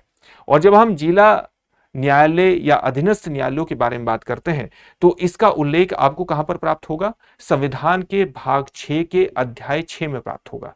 भाग 6 के अध्याय 6 में अधीनस्थ न्यायालयों का उल्लेख आपको प्राप्त हो जाएगा। उच्च न्यायालय के नीचे स्थित सभी न्यायालयों को अधीनस्थ या निम्नतर न्यायालय कहा जाता है, क्योंकि ये उच्च न्यायालय के अधीन ही काम करते हैं और उच्च न्यायालय का प्रशासनिक और न्यायिक नियंत्रण इन पर होता है, लेकिन उच्च न्यायालय पर सर्वोच्च न्यायालय का प्रशासनिक नियंत्रण नहीं होता है। तो अधीनस्थ न्यायालयों के बारे में उल्लेख है संविधान के भाग 6 के अध्याय 6 में, और अनुच्छेद 233 से लेकर के अनुच्छेद 237 इसके संदर्भ में विशेष रूप से महत्वपूर्ण हो जाते हैं। यह भी आपसे एग्जामिनेशन में पूछा जा सकता है कि भारत में जो अधीनस्थ न्यायालयों के बारे में प्रावधान किए गए हैं वो संविधान के किस भाग में किए गए हैं, या किस भाग की किस अध्याय में किए गए हैं, या उसके लिए संविधान के कौन से अनुच्छेदों में प्रावधान किया गया है। तो 233 से लेकर के 237 में ये प्रावधान आपको प्राप्त हो जाएंगे। न्यायिक शक्तियों का आधार अधीनस्थ न्यायालय जो है वो कहां से अपनी शक्ति प्राप्त करते हैं, कहां से अपनी अधिकारिता प्राप्त करते हैं। इसमें दो विशेष रूप से संहिताएं महत्वपूर्ण हो जाती है। एक तो सिविल प्रक्रिया संहिता 1908, सिविल प्रक्रिया संहिता 1908 और दंड प्रक्रिया संहिता 1973। यहां पर इस बात को समझने की आवश्यकता है कि जो दंड प्रक्रिया संहिता है 1973 वाली, इसके स्थान पर भारत नागरिक सुरक्षा संहिता BNSS आ चुकी है। BNSS 2023 जो कि 1 जुलाई 2024 से लागू है। तो जो दंड प्रक्रिया संहिता 1973 है उसके स्थान पर भारत जो नागरिक सुरक्षा संहिता है वो आ चुकी है, जो भारतीय नागरिक सुरक्षा संहिता है, और वो 1 जुलाई 2024। तो यहां पर क्या कर लीजिएगा, अब दंड प्रक्रिया संहिता की जगह वहां से ये अपनी अधिकारिता प्राप्त करता है, अपनी न्यायिक शक्ति प्राप्त करता है। चलिए आगे बढ़ते हैं। अन्य अधिनियम जहां से ये अपनी शक्तियां प्राप्त करते हैं अधीनस्थ न्यायालय, अगर संसद ने कोई विशेष अधिनियम बनाया है, संसद द्वारा कोई अधिनियम बनाया गया है और वो अधीनस्थ न्यायालयों को अधिकार प्रदान करता है, जैसे औद्योगिक विवाद अधिनियम बनाए हैं, जैसे हिंदू विवाह अधिनियम बनाए हैं। अधीनस्थ न्यायालयों की संरचना अलग अलग राज्यों में अलग अलग हो सकती है। जैसे राजस्थान में अधीनस्थ न्यायालयों का जो सोपान क्रम है, जो हायरार्की है, वो अन्य राज्यों से भिन्न हो सकती है, इसमें कोई शक नहीं है। नियुक्ति किसके द्वारा की जाती है अधीनस्थ न्यायालयों में? नियुक्ति राज्यपाल द्वारा की जाती है। जो जिला न्यायाधीश है अधीनस्थ न्यायालयों में, उनकी नियुक्ति राज्यपाल के द्वारा की जाती है। नियुक्ति, पदस्थापना और प्रोन्नति उच्च न्यायालय के परामर्श से ही होती है। राज्यपाल द्वारा होगी लेकिन उच्च न्यायालय के परामर्श से होगी। अधीनस्थ न्यायालयों के बारे में यह प्रावधान है।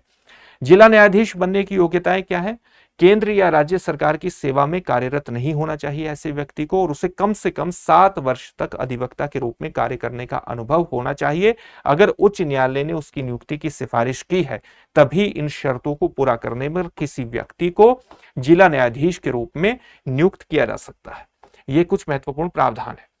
जिला न्यायाधीश जिले का सर्वोच्च न्यायिक अधिकारी होता है, यह भी तथ्य विशेष रूप से महत्वपूर्ण है, और उसके पास दीवानी मामलों और साथ ही फौजदारी मामलों, दोनों मामलों की अधिकारिता होती है। यानी सिविल मामलों की भी और क्रिमिनल मामलों की भी अधिकारिता जिला न्यायाधीश के पास होती है। जब हम सिविल अधिकारिता की बात करते हैं तो इसका मतलब है केंद्र और राज्य के अधिनियमों से निर्धारित अधिकारिता, चाहे वो संपत्ति का मामला हो, विवाह का मामला हो, उत्तराधिकार का मामला हो, अनुबंध कॉन्ट्रैक्ट का मामला हो। जब हम क्रिमिनल की बात करते हैं, क्रिमिनल अधिकारिता की बात करते हैं, तो वो कहां से आती है? दंड प्रक्रिया संहिता 1973, और इसके स्थान पर अब क्या आ चुका है? BNSS भारतीय नागरिक सुरक्षा संहिता आ चुकी है। कुछ विशेष अधिनियम भी आपराधिक अधिकार प्रदान कर सकते हैं। किसको? जिला न्यायालय को, यानी जिला न्यायाधीश को। जिला न्यायालय या सत्र न्यायालय को। जिला न्यायाधीश और सत्र न्यायाधीश में क्या अंतर होता है? जब न्यायाधीश सिविल मामलों की सुनवाई करता है तब वो जिला न्यायाधीश कहलाता है, और जब न्यायाधीश आपराधिक मामलों की सुनवाई करता है तब वो सत्र न्यायाधीश सेशन जज कहलाता है। इस बात को आपको ध्यान में रखना है। जब सिविल मामलों की सुनवाई करेगा न्यायाधीश तो जिला न्यायाधीश, जब आपराधिक मामलों की सुनवाई करेगा तो सत्र न्यायाधीश कहलाता है। तो इस बात को ये विशेष रूप से ध्यान रखना है, बेहद महत्वपूर्ण पॉइंट है। चलिए आगे बढ़ते हैं और अगले महत्वपूर्ण पक्ष को देखते हैं। अब कुछ पंचायती राज व्यवस्था के बारे में बात कर लेते हैं। जब हम पंचायती राज व्यवस्था की बात करते हैं तो आप जानते हैं कि हमारे देश के संविधान के पंचायती राज व्यवस्था और राज्यों में जो शहरी निकाय हैं उसमें दो अनुच्छेद विशेष रूप से महत्वपूर्ण है। एक तो 73वां संविधान संशोधन अधिनियम और एक 74वां संविधान संशोधन अधिनियम। 73वें संविधान संशोधन अधिनियम के माध्यम से हमारे देश में जिला पंचायतों की व्यवस्था की गई, पंचायती त्रिस्तरीय पंचायती व्यवस्था लाई गई और 74वें संविधान संशोधन अधिनियम के माध्यम से शहरी क्षेत्रों में स्थानीय निकायों की व्यवस्था लाई गई। और इस प्रकार से आप कहेंगे कि पंचायत और स्थानीय निकायों को संवैधानिक दर्जा प्रदान कर दिया गया। तो पहले हम पंचायतों के बारे में बात कर लेते हैं। राजस्थान में जो नया पंचायती राज अधिनियम है वो कब लाया गया था? 23 अप्रैल 1994 को लागू किया गया। पुराने अधिनियम को निरस्त करके नई त्रिस्तरीय पंचायत व्यवस्था लाई गई। ग्राम स्तर पर ग्राम पंचायत, ब्लॉक स्तर पर पंचायत समिति और जिला स्तर पर जिला परिषद। गठन और क्षेत्राधिकार के बारे में बात करें तो ग्राम पंचायत गांव और गांव के समूह के लिए गठित की जाती है। इसमें कौन कौन से महत्वपूर्ण अधिकारी नियुक्त निर्वाचित होते हैं? सरपंच, उप सरपंच और पंच इसमें शामिल होते हैं। कई क्षेत्रों में, कई राज्यों में इसे प्रधान भी कहा जाता है, प्रधान उप प्रधान भी कहा जाता है। चुनाव किस प्रकार से होता है? ग्राम सभा के सभी वयस्क मतदाताओं के द्वारा प्रत्यक्ष रूप से आप देखेंगे कि सरपंच का चुनाव और पंचों का चुनाव किया जाता है। चुनाव लड़ने के लिए न्यूनतम आयु कितनी होनी चाहिए? 21 वर्ष होनी चाहिए। घर में शौचालय बना होना चाहिए और उसका नियमित उपयोग होना भी आवश्यक है। त्यागपत्र की बात करें, पद से हटाने की बात करें तो सरपंच अपना त्यागपत्र विकास अधिकारी को दे सकता है। सरपंच और उप सरपंच को ग्राम सभा के जो वयस्क सदस्य हैं वो अविश्वास प्रस्ताव पारित करके 3/4 बहुमत से अविश्वास प्रस्ताव पारित करके भी हटा सकते हैं, जो कि बेहद मुश्किल प्रक्रिया है। विघटन की बात करें तो ग्राम पंचायत के विघटन की स्थिति में 6 माह के भीतर चुनाव कराना होता है।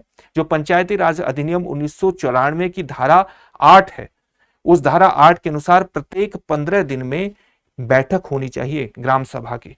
ग्राम सभा की एक बैठक प्रत्येक 15 दिन में होनी अनिवार्य है। महिलाओं के बारे में आरक्षण की बात करें तो सरकार ने वर्ष 2009 में केंद्र सरकार ने एक प्रयास किया था, एक संविधान संशोधन विधेयक ला करके कि वो पंचायती राज के अंतर्गत 50% महिलाओं को आरक्षण दे दे, लेकिन ये पारित नहीं हो पाया। तो अलग अलग राज्यों ने अपने यहाँ 50% आरक्षण की व्यवस्था राज्यों के स्तर पर की है, जैसे बिहार ने की है, जैसे राजस्थान ने भी की है। तो राजस्थान में पंचायती राज स्तर पर 50% महिलाओं के लिए आरक्षण विद्यमान है। ठीक है, अब बात करते हैं राज्य वित्त आयोग की। अभी हम नगर पालिकाओं की भी बात करेंगे, लेकिन राज्य वित्त आयोग की भी बात कर लेते हैं, क्योंकि पंचायतों के चुनाव के लिए राज्य वित्त आयोग, पंचायतों के चुनाव के लिए नहीं, पंचायतों को वित्तीय संसाधनों के आवंटन के लिए राज्य वित्त आयोग का भी प्रावधान है। और ये राज्य वित्त आयोग का जो प्रावधान है, ये संविधान के आर्टिकल 243 है, यानी 243 आई में प्रावधान किया गया है वित्त आयोग का। तो प्रत्येक राज्य में वित्त आयोग का गठन होगा। आयोग की संरचना और कार्यप्रणाली तय करने का अधिकार राज्य विधानमंडल को है। इसके प्रावधान जो हमारे देश का वित्त आयोग है, और वित्त आयोग के बारे में प्रावधान जैसे अनुच्छेद 280 और 281 में मिलेंगे, उसी तर्ज पर राज्य के वित्त आयोग का गठन है। और उसका काम जैसे जो वित्त आयोग होता है, जिसका प्रावधान 280 में हमें मिलता है, वो क्या करता है? राज्यों को किस प्रकार से संसाधन आवंटित करने हैं, उसके मूलभूत सिद्धांतों का उल्लेख कर देता है। इसी प्रकार से राज्य वित्त आयोग पंचायतों को किस प्रकार से संसाधनों का आवंटन करना है, उसके सिद्धांतों का उल्लेख कर देता है। तो राज्यपाल 73वें संविधान संशोधन 1992 के लागू होने के 1 वर्ष के भीतर वित्त आयोग का गठन करेगा, यह प्रावधान किया गया था। और प्रत्येक 5 वर्ष में आयोग का पुनर्गठन किया जाएगा।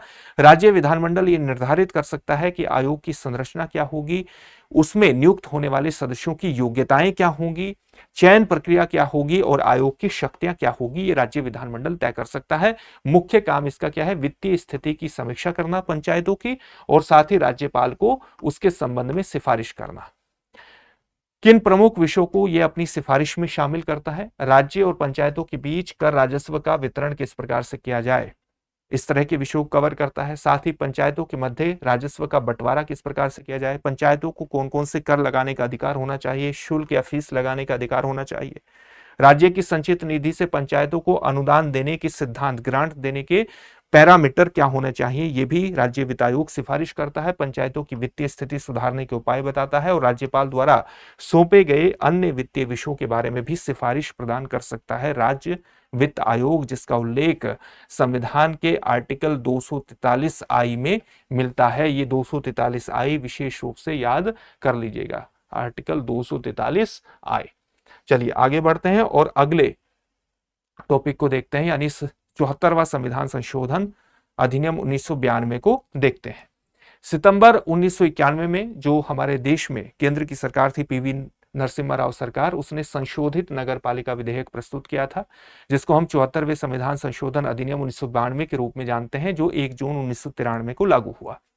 तो इसके माध्यम से संविधान में एक नया भाग जोड़ा गया, नो क। इसे इस प्रकार से लिखना है, ये मत लगाना इसमें, इसे इस प्रकार से लिखा जाता है। इसका नाम रखा नगर पालिका। अनुच्छेद 243 त से लेकर अनुच्छेद 243 य 6 तक इसमें प्रावधान जोड़े गए। संविधान में एक नई अनुसूची जोड़ी गई, जैसे 73वें संविधान संशोधन अधिनियम के माध्यम से संविधान में 11वीं अनुसूची जोड़ी गई थी, जिसमें 29 विषय थे। उसी प्रकार से 74वें संविधान संशोधन अधिनियम के माध्यम से संविधान में 12वीं अनुसूची जोड़ी गई, जिसमें 18 विषय नगर पालिकाओं के संबंध में रखे गए। नगर पालिकाओं को इसके माध्यम से संवैधानिक दर्जा भी प्राप्त हो गया। तो नगर पालिकाओं के 3 स्तर हैं। अनुच्छेद 243 थ के माध्यम से, अनुच्छेद 243 थ के माध्यम से नगर पंचायत, नगर पालिका परिषद और नगर निगम। ऐसे संक्रमणशील क्षेत्र, ट्रांजिशन वाले क्षेत्र जो कि गांव से धीरे धीरे कस्बों में तब्दील हो रहे हैं, वहां पर नगर पंचायतें डेवलप हो रही है, वहां पर नगर पंचायतें होती हैं। ऐसे छोटे और लघु नगरीय क्षेत्र जहां पर जनसंख्या काफी बढ़ गई है, वहां पर नगर पालिका परिषद होती है, और जो बड़े महानगर होते हैं वहां पर नगर निगम होते हैं, ये आप जानते हैं। जिन नगर पालिकाओं की जनसंख्या 3 लाख या उससे अधिक हो, वहां पर वार्ड समितियां भी बनाई जाती हैं। एक या अधिक वार्डों को मिलाकर के वार्ड समितियां बनाई जा सकती हैं, और उनकी संरचना एवं क्षेत्र निर्धारण कौन करता है? वार्ड समितियां की संरचना का निर्धारण कौन करता है? राज्य विधानमंडल के द्वारा उनकी संरचना का निर्धारण किया जाता है। सभी तथ्य बेहद महत्वपूर्ण है। आपको ये लग रहा होगा कि बहुत ज्यादा तथ्य बताए जा रहे हैं, लेकिन वस्तुतः ये सारे तथ्य आपके एग्जामिनेशन के लिहाज से विशेष रूप से महत्वपूर्ण है।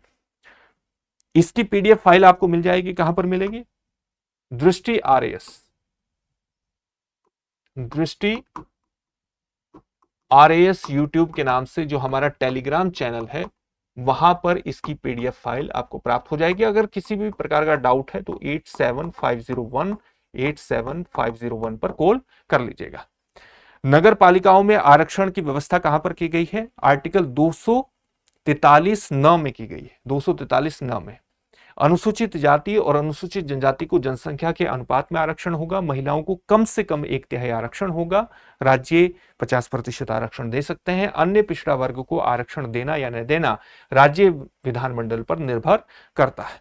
नगर पालिकाओं के कार्यकाल से संबंधित प्रावधान आपको आर्टिकल 243 प में मिलेंगे। प्रत्येक नगर पालिका का कार्यकाल 5 वर्ष का होगा। कार्यकाल समाप्त होने से पहले नए चुनाव कराए जाते हैं। ठीक है। यदि नगर पालिका समय पूर्व विघटित हो जाती है तो 6 माह के भीतर चुनाव कराने होंगे।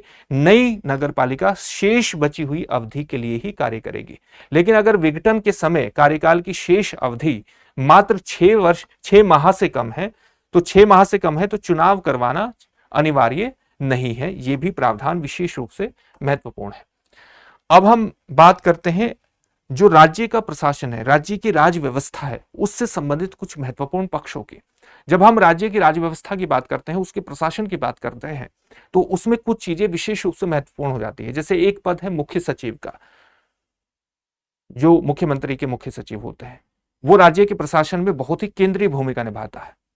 राज्य का जो सचिवालय है उसकी भूमिका है, राज्य का जो निदेशालय है उसकी भूमिका है। राज्यों में जो संभागीय आयुक्त होते हैं, जैसे राजस्थान में 7 संभाग हैं, उनमें संभागीय आयुक्त होते हैं जो जिलों के प्रशासन को ऑब्जर्व करते हैं, उस पर निगरानी रखते हैं, वो महत्वपूर्ण है। डीएम का पद यानी जिला कलेक्टर का पद विशेष रूप से महत्वपूर्ण है। उपखंडीय स्तर पर एसडीएम का पद विशेष रूप से महत्वपूर्ण है। तहसीलदार का पद विशेष रूप से महत्वपूर्ण है। इसके अलावा जो राज्य का महिला आयोग है वो महत्वपूर्ण हो जाता है। तो इन सभी पक्षों पर हम बात कर लेते हैं। तो सबसे पहले मुख्य सचिव के पद पर बात करते हैं राजस्थान के। तो राजस्थान में अगर हम मुख्य सचिव की बात करें तो आप जानते हैं कि भारत के गवर्नर जनरल ब्रिटिश शासन के दौरान हुए थे एक 1798 से 1805 के दौरान लॉर्ड वेलेस्ली, जिन्होंने सहायक संधि के माध्यम से ब्रिटिश शासन का बहुत तेजी से विस्तार भारत में किया था। कौन थे? Lord Wellesley. कब से कब तक गवर्नर जनरल थे? गवर्नर जनरल भारत के 98 से 1805 तक थे। तो 1799 में भारत के प्रथम मुख्य सचिव के रूप में इनके द्वारा जॉर्ज हिलेरो वार्लो की नियुक्ति की गई थी। राजस्थान में मुख्य सचिव की जो पद्धति आई वो 1973 में आई। मुख्य सचिव राज्य का जो है वो वरिष्ठतम लोक सेवक माना जाता है और मुख्य सचिव का जो कार्यकाल है वो मुख्यमंत्री के प्रसाद पर्यंत होता है। सामान्य रूप से मुख्यमंत्री का बहुत खास व्यक्ति मुख्य सचिव होता है और सामान्य रूप से ये आईएएस अधिकारी होता है। वरिष्ठतम लोक सेवक होना चाहिए, योग्यता वरिष्ठतम लोक सेवक, अतिरिक्त मुख्य सचिव के रूप में अनुभव होना चाहिए और मुख्यमंत्री का विश्वास पात्र होना चाहिए मुख्य सचिव को। इसकी भूमिका क्या है? मुख्यमंत्री के लिए सलाह के रूप में काम करता है, अलग अलग प्रशासनिक मुद्दों पर उसको सलाह प्रदान करता है। न केवल प्रशासनिक मुद्दों पर सलाह प्रदान करता है बल्कि राज्य के विकास के लिए, कल्याण के लिए अगर किसी नई नीति का निर्माण करना है तो उस पर भी मुख्यमंत्री को सलाह प्रदान करता है, उसको आंकड़े, सूचनाएं, तथ्य उपलब्ध कराता है। साथ ही सचिवालय का प्रशासनिक प्रमुख भी होता है, राज्य प्रशासन का प्रमुख अधिकारी होता है और सभी प्रशासनिक विभागों की निगरानी करने का काम भी राज्य का मुख्य सचिव करता है। ठीक है, अगर हम कुछ और महत्वपूर्ण प्रावधानों को देखें तो कार्मिक प्रशासन के प्रमुख के रूप में भी काम करता है, यानी लोक सेवाओं का प्रमुख होता है मुख्य सचिव। और अगर किसी प्रकार की आपदा आती है तो आपदा प्रबंधक का भी प्रमुख होता है मुख्य सचिव, आपदा प्रबंधन का प्रमुख अधिकारी होता है राज्य में। अब हम बात करते हैं जो राज्य सचिवालय है। तो राज्य सचिवालय राज्य के प्रशासन में एक केंद्रीय भूमिका में रहता है, आप ये जानते हैं। अगर राजस्थान में हम बात करें तो राजस्थान सचिवालय की स्थापना अप्रैल 1949 में की गई थी। कब की गई थी? अप्रैल 1949 में एक अध्यादेश के माध्यम से की गई थी, अध्यादेश प्रख्यापित करके की गई थी। राज्य शासन का केंद्रीय प्रशासनिक तंत्र होता है किसी भी राज्य का सचिवालय की गतिविधियां। शासन और प्रशासन के संचालन का मुख्य केंद्र होता है। नीतियां बनाई जाती हैं, कार्यक्रमों का क्रियान्वयन किया जाता है, कार्यक्रम बनाए जाते हैं, उनके क्रियान्वयन के लिए, इंप्लीमेंटेशन के लिए निर्देश दिए जाते हैं। राज्य में राजनीतिक नेतृत्व और लोक सेवकों का संयुक्त कार्य यहां पर सचिवालय में किया जाता है। सचिवालय का जो सर्वोच्च राजनीतिक अधिकारी होता है वो मुख्यमंत्री होता है और जो सर्वोच्च प्रशासनिक अधिकारी होता है वो मुख्य सचिव होता है। इसलिए राज्य सचिवालय की राज्य के प्रशासन और अलग अलग नीतियों को जमीनी स्तर पर इंप्लीमेंट करने में विशेष भूमिका इसकी होती है। जब हम सचिवालय के राजनीतिक नेतृत्व की बात करते हैं तो उसमें मुख्यमंत्री सबसे ऊपर, फिर उसमें कैबिनेट मंत्री होते हैं, फिर उसमें राज्य मंत्री होते हैं स्वतंत्र प्रभार वाले, फिर उसमें राज्य होते हैं स्वतंत्र प्रभार वाले, राज्य मंत्री होते हैं और फिर उप मंत्री भी शामिल होते हैं। अगर हम राज्य सचिवालय के प्रशासनिक नेतृत्व की बात करते हैं, प्रशासनिक लीडरशिप की बात करते हैं तो उसमें सबसे ऊपर कौन होता है? मुख्य सचिव होता है। मुख्य सचिव के नीचे कौन होता है? अतिरिक्त मुख्य सचिव होता है। फिर उसके नीचे प्रधान शासन सचिव होते हैं, फिर अलग अलग प्रकार के सचिव होते हैं, जैसे सचिव होता है, फिर ज्वाइंट सेक्रेटरी होता है, ज्वाइंट सेक्रेटरी या विशिष्ट सेक्रेटरी होता है, फिर उसके नीचे एक और अधिकारी होता है उप सचिव, फिर सहायक सचिव, फिर सेक्शन ऑफिसर जिसको अनुभाग अधिकारी कहते हैं, फिर अतिरिक्त सेक्शन ऑफिसर होते हैं, फिर वरिष्ठ लिपिक, कनिष्ठ लिपिक और चतुर्थ श्रेणी कर्मचारी होते हैं। ये राज्य सचिवालय का एक मुख्य हायरार्की हमने बताई कि वहां पर प्रशासनिक नेतृत्व किस प्रकार से काम करता है और राजनीतिक नेतृत्व किस प्रकार से काम करता है। ये बात हुई सचिवालय की। लेकिन शासन को बेहतर तरीके से चलाने के लिए, उसको इंप्लीमेंट करने के लिए, किसी भी क्षेत्र में आगे काम बढ़ाने के लिए आपको अनुसंधान भी करना पड़ता है, कुछ तकनीकी प्रगति भी करनी पड़ती है। तो किसी भी काम पर अगर अनुसंधान करना है तो वो कौन करेगा? वो निदेशालय करेगा। तो निदेशालय एक अधीनस्थ निकाय होता है। तो निदेशालय किसके अधीनस्थ में होकर के, किसके अधीन होकर के काम करता है? सचिवालय के। तो आप देखेंगे कि इसका मुख्य कार्य क्या होता है? नीतियों और योजनाओं का क्रियान्वयन करना। तो जमीनी स्तर पर योजनाएं आपको इंप्लीमेंट करनी है और ऊपर के स्तर, सचिवालय के स्तर पर योजनाएं बना दी गई। तो सचिवालय ने पूरी नीतियां बना दी हैं, नीति निर्माण कर दिया है, कार्यक्रम बना दिए हैं। अब उसको इंप्लीमेंट करने का काम किसका है? निदेशालय का। और निदेशालय वस्तुतः जो ग्राउंड लेवल का प्रशासन है, जिला प्रशासन है और जो आपका सचिवालय है, उसके बीच एक महत्वपूर्ण कड़ी के रूप में काम करता है। कोई योजना किस प्रकार से इंप्लीमेंट करनी है, उसके लिए क्या इनोवेशन करना है, क्या तकनीक अपनानी है, सारा काम, क्या क्या चीजें की जानी चाहिए उस पर अनुसंधान करने का काम निदेशालय द्वारा ही किया जाता है। कार्यकारी विभाग कहा जाता है, राज्य में निदेशालय व्यवस्था विद्यमान है। किसी विशेष क्षेत्र या विभाग में विशेषज्ञता रखता है, सरकार और उच्च अधिकारियों को जवाबदेह होता है, अनुसंधान और विकास करता है, नई तकनीकी और विधियों का उपयोग करके सेवाओं को बेहतर बनाने का काम करता है। ये तो अभी आपको समझाया गया था कि किस प्रकार से करता है। निदेशकों का घर कहा जाता है, एक लाइन एजेंसी इसको कहा जाता है, सचिवालय और क्षेत्रीय कार्यालयों के मध्य कड़ी का काम करता है। क्षेत्रीय कार्यालयों के माध्यम से ही आप किसी योजना को वास्तव में धरातल पर इंप्लीमेंट करते हैं और उसमें सचिवालय और क्षेत्रीय कार्यालयों के बीच कड़ी के रूप में काम करता है निदेशालय। एक लाइन एजेंसी है वो। निदेशालय का राज्य प्रशासन का हाथ पैर भी इसको कहा जाता है। राजधानी के अतिरिक्त अन्य शहरों में भी स्थापित किए जा सकते हैं। जैसे आबकारी निदेशालय की बात करें, राजस्थान के आबकारी निदेशालय की, तो वो उदयपुर में है। अगर शिक्षा निदेशालय की बात करते हैं राजस्थान के, तो वो कहां पर है, वो बीकानेर में है। तो जरूरी नहीं है कि राजधानी जयपुर में ही स्थित हो। इसके अलावा निदेशालय के अधिकारी और कर्मचारी एक ही विभाग में काम करते हैं। निदेशालय के जो अधिकारी और कर्मचारी हैं एक विभाग में काम करते हैं, और जो विभागाध्यक्ष हैं उनके पदनाम किस प्रकार से होते हैं, निदेशक, अध्यक्ष, आयुक्त और महानिरीक्षक। चलिए आगे बढ़ते हैं और जिला प्रशासन के बारे में बात करते हैं। किसी भी भौगोलिक क्षेत्र में अगर आपको सामान्य सरकार की लोक कल्याणकारी योजनाओं को लागू करना है और उनको लागू करते हुए आपको सार्वजनिक कार्यों का प्रबंधन करना है, तो जिला प्रशासन उसमें विशेष भूमिका निभाता है। और जिला प्रशासन में विशेष भूमिका होती है जिला कलेक्टर की, यह आप जानते हैं। जिला शब्द का जो उल्लेख है वो बहुत सीमित स्तर पर मूल संविधान में प्राप्त होता है। केवल आप देखेंगे अनुच्छेद 233 में जिला न्यायाधीशों की नियुक्ति के संदर्भ में जिला शब्द का प्रयोग हुआ, लेकिन जब 73वां और 74वां संविधान संशोधन अधिनियम लागू हुआ तब अनुच्छेद 243 में जिला परिषद के संदर्भ में इसका प्रयोग हुआ, और अनुच्छेद 243 ZD में जिला आयोजन समिति के संदर्भ में जिला जैसे शब्दों का प्रयोग देखने को मिलता है। अब जब हम जिला प्रशासन की बात करते हैं, तो जिला प्रशासन को चलाने में केंद्रीय भूमिका किसकी होती है, जिला कलेक्टर की। जिला प्रशासन में को चलाने में जिला कलेक्टर की मुख्य भूमिका है, डीएम की मुख्य भूमिका है, और उसकी नियुक्ति सामान्य रूप से किसके द्वारा की जाती है, सामान्य रूप से यूपीएससी के द्वारा। यूनियन पब्लिक सर्विस कमीशन जो परीक्षा आयोजित करवाता है सिविल सर्विसेज की, वहां से इसकी नियुक्ति सीधी भर्ती होती है। पदोन्नति किस प्रकार से, राज्य प्रशासनिक सेवा यानी राजस्थान एडमिनिस्ट्रेटिव सर्विसेज से आईएएस में पदोन्नति करके भी जिला प्रशासन के महत्वपूर्ण पदों पर नियुक्ति की जा सकती है। अब तो आप देखेंगे कि जिला प्रशासन में कई आईएएस अधिकारियों की नियुक्ति होती है। जैसे आप देखेंगे कि अगर किसी राज्य में नगर निगम है तो वहां पर कमिश्नर की नियुक्ति के रूप में आईएएस अधिकारी की नियुक्ति होती है, जिला कलेक्टर के रूप में नियुक्ति होती है। पंचायत को पूरी तरह से चलाने के लिए एक कमिश्नर की नियुक्ति की जाती है, तो वो भी सामान्य रूप से जिला कलेक्टर उस काम को कर लेता है, लेकिन अतिरिक्त जिला अधिकारियों या आप कह सकते हैं आईएएस अधिकारियों की नियुक्ति जिले में होने लगी है।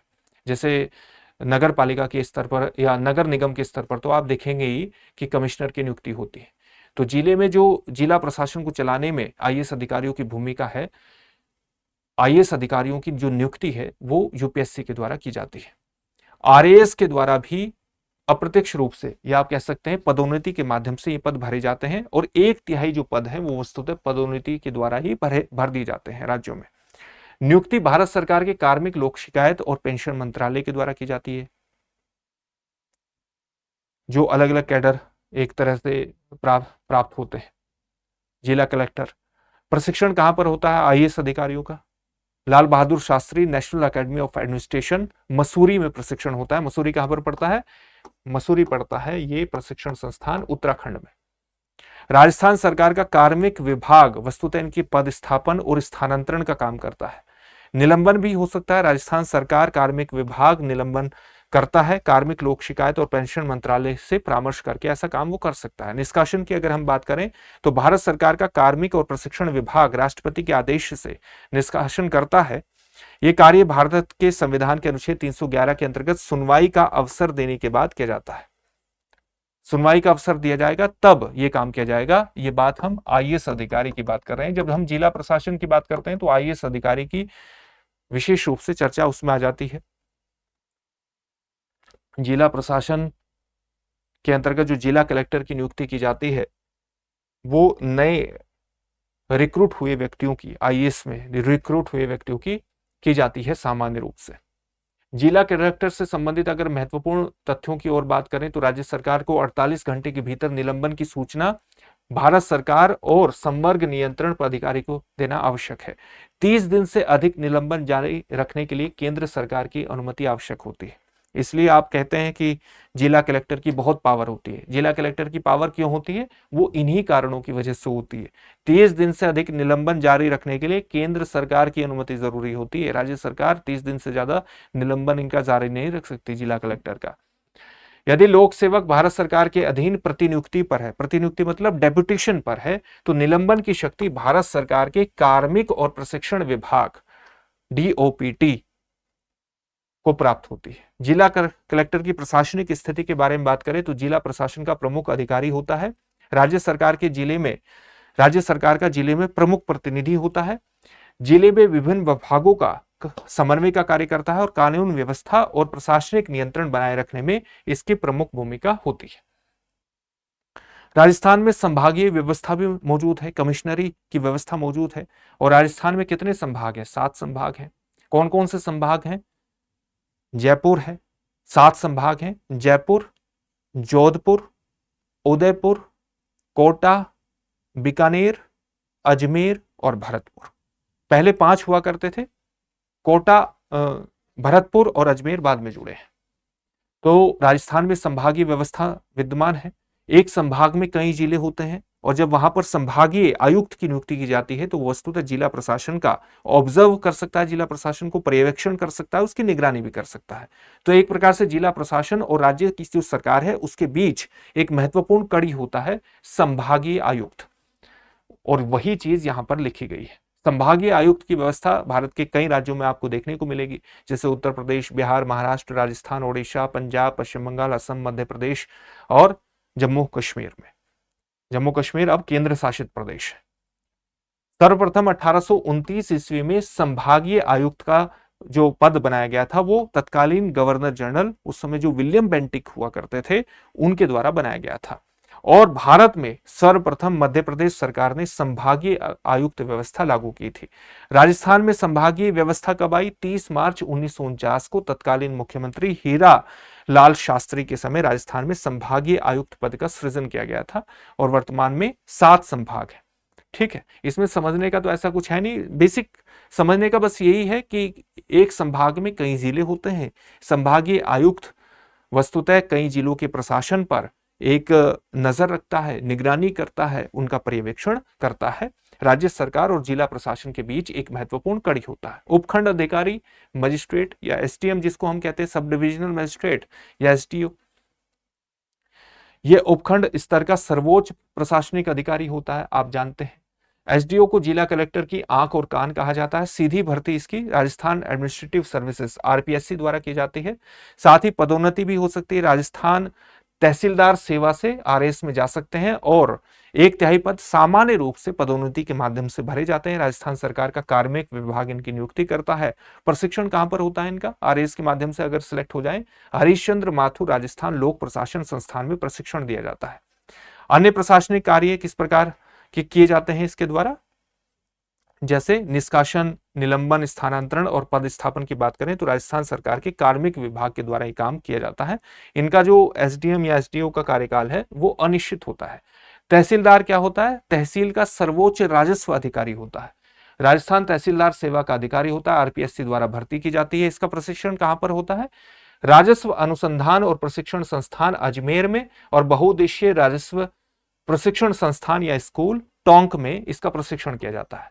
भू राजस्व दस्तावेजों का संधारण करता है, यानी उनको मेंटेनेंस करता है। उनका कोई भूमि है, उसका स्वामित्व किसके पास है, उसमें किस प्रकार का उपयोग होता है, इन सारी चीजों को मेंटेनेंस करने का, रखरखाव करने का काम तहसीलदार करता है। तहसील स्तर के राजस्व कार्यों का संचालन इसके द्वारा किया जाता है।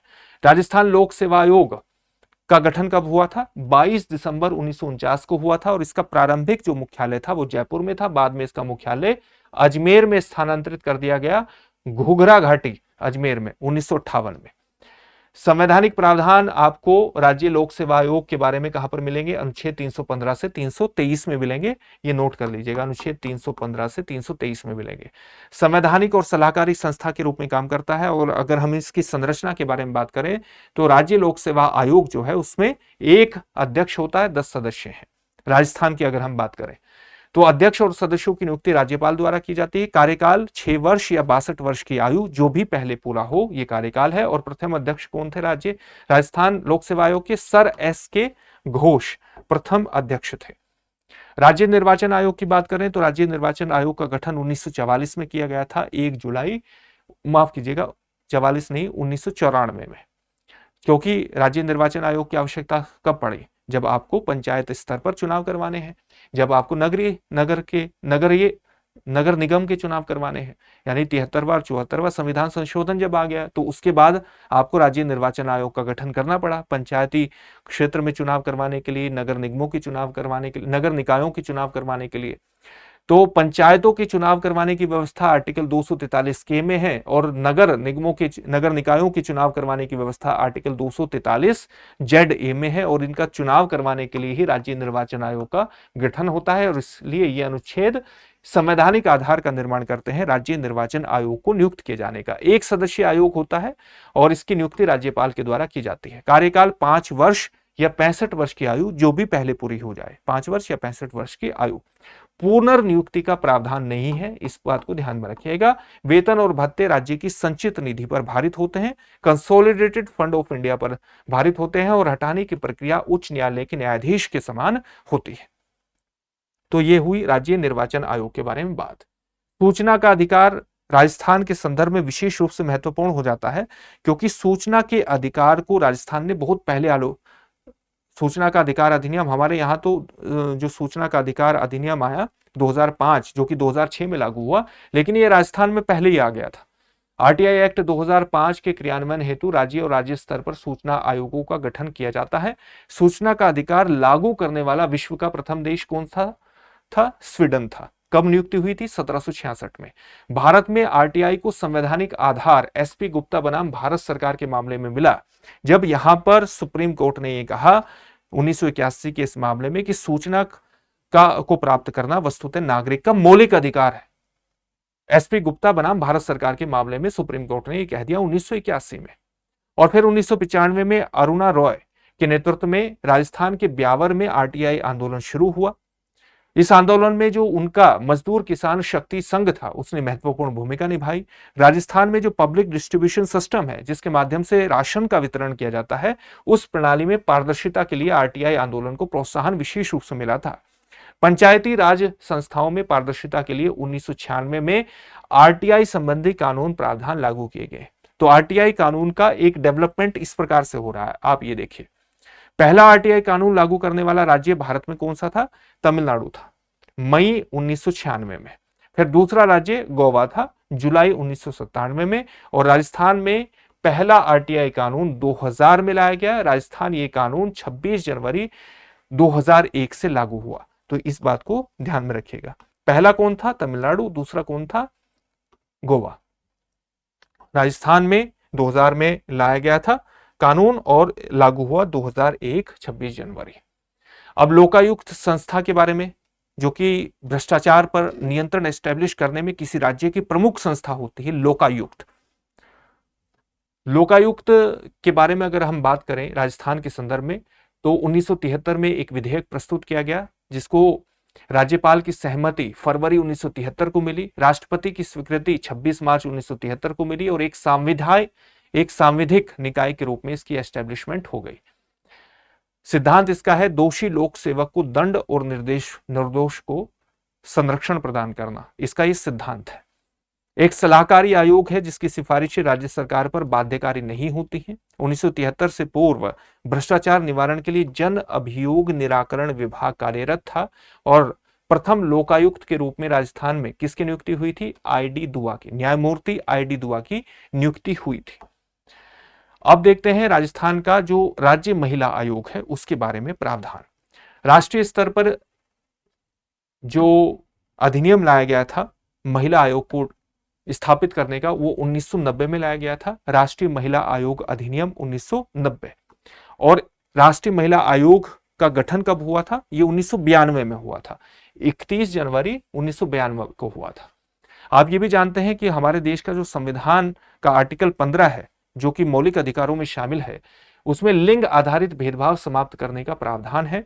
आर्टिकल 15(3) वस्तुतः राज्य की महिलाओं और बच्चों हेतु विशेष प्रावधान करने की अनुमति भी देता है, आप ये भी जानते हैं। और इसी को ध्यान में रखते हुए भारत ने 1990 में राष्ट्रीय महिला आयोग को लाने का अधिनियम लेकर के आए। फिर राष्ट्रीय महिला आयोग भारत में 31 जनवरी 1990 को स्थापित किया गया। भारत 1996 में पहली महिला नीति भी लेकर के आया, प्रथम राष्ट्रीय महिला नीति। और फिर राष्ट्रीय महिला सशक्तिकरण एम्पावरमेंट नीति 2001 में घोषित की गई। ये कुछ महत्वपूर्ण चीजें हैं जो आपसे एग्जामिनेशन में पूछी जा सकती है। राजस्थान राज्य महिला आयोग अधिनियम कब आया? 1999। राजस्थान राज्य महिला आयोग अधिनियम 1999 के तहत राजस्थान में राज्य महिला आयोग का गठन हुआ। एक सांविधिक आयोग है। सांविधिक आयोग का सीधा सा मतलब क्या है? सांविधिक आयोग का मतलब है कि अधिनियम के माध्यम से किसी चीज की स्थापना हो रही है। संविधान में उल्लेख नहीं है, बल्कि हमने अधिनियम बनाया और उसके माध्यम से गठन कर दिया किसी संस्था का, यानी स्टैट्यूटरी संस्था है राज्य महिला आयोग। और ये अधिनियम कब अधिनियमित हुआ? 28 अप्रैल 1999 को। और आयोग का गठन कब हुआ? 15 मई 1999 को। ये डेट याद कर लीजिएगा, कई बार हो सकता है कि आपसे डेट ही पूछ ली जाए। आयोग का गठन 15 मई 1999 को हुआ। संयुक्त राष्ट्र संघ ने 1975 को अंतर्राष्ट्रीय महिला वर्ष घोषित किया था, याद रखिएगा इस बात को भी। 1975 को अंतर्राष्ट्रीय महिला वर्ष घोषित किया गया था। तो ये राजस्थान के राज्य महिला आयोग के बारे में भी बात हो गई। तो ये राज्य व्यवस्था के तमाम पक्ष थे। ये जो पीडीएफ फाइल है वो आपको प्राप्त हो जाएगी, जो दृष्टि RAS यूट्यूब के नाम से टेलीग्राम चैनल है वहां पर, और आपको नोट्स बनाने में किसी तरह की कोई परेशानी का सामना नहीं करना पड़ेगा। तो फिर से एक नए सेशन में आपसे मिलेंगे, तब तक के लिए बहुत बहुत धन्यवाद। अब एग्जाम की तैयारी को और बेहतर करने के लिए हमारे चैनल को लाइक, शेयर और सब्सक्राइब करना ना भूलें।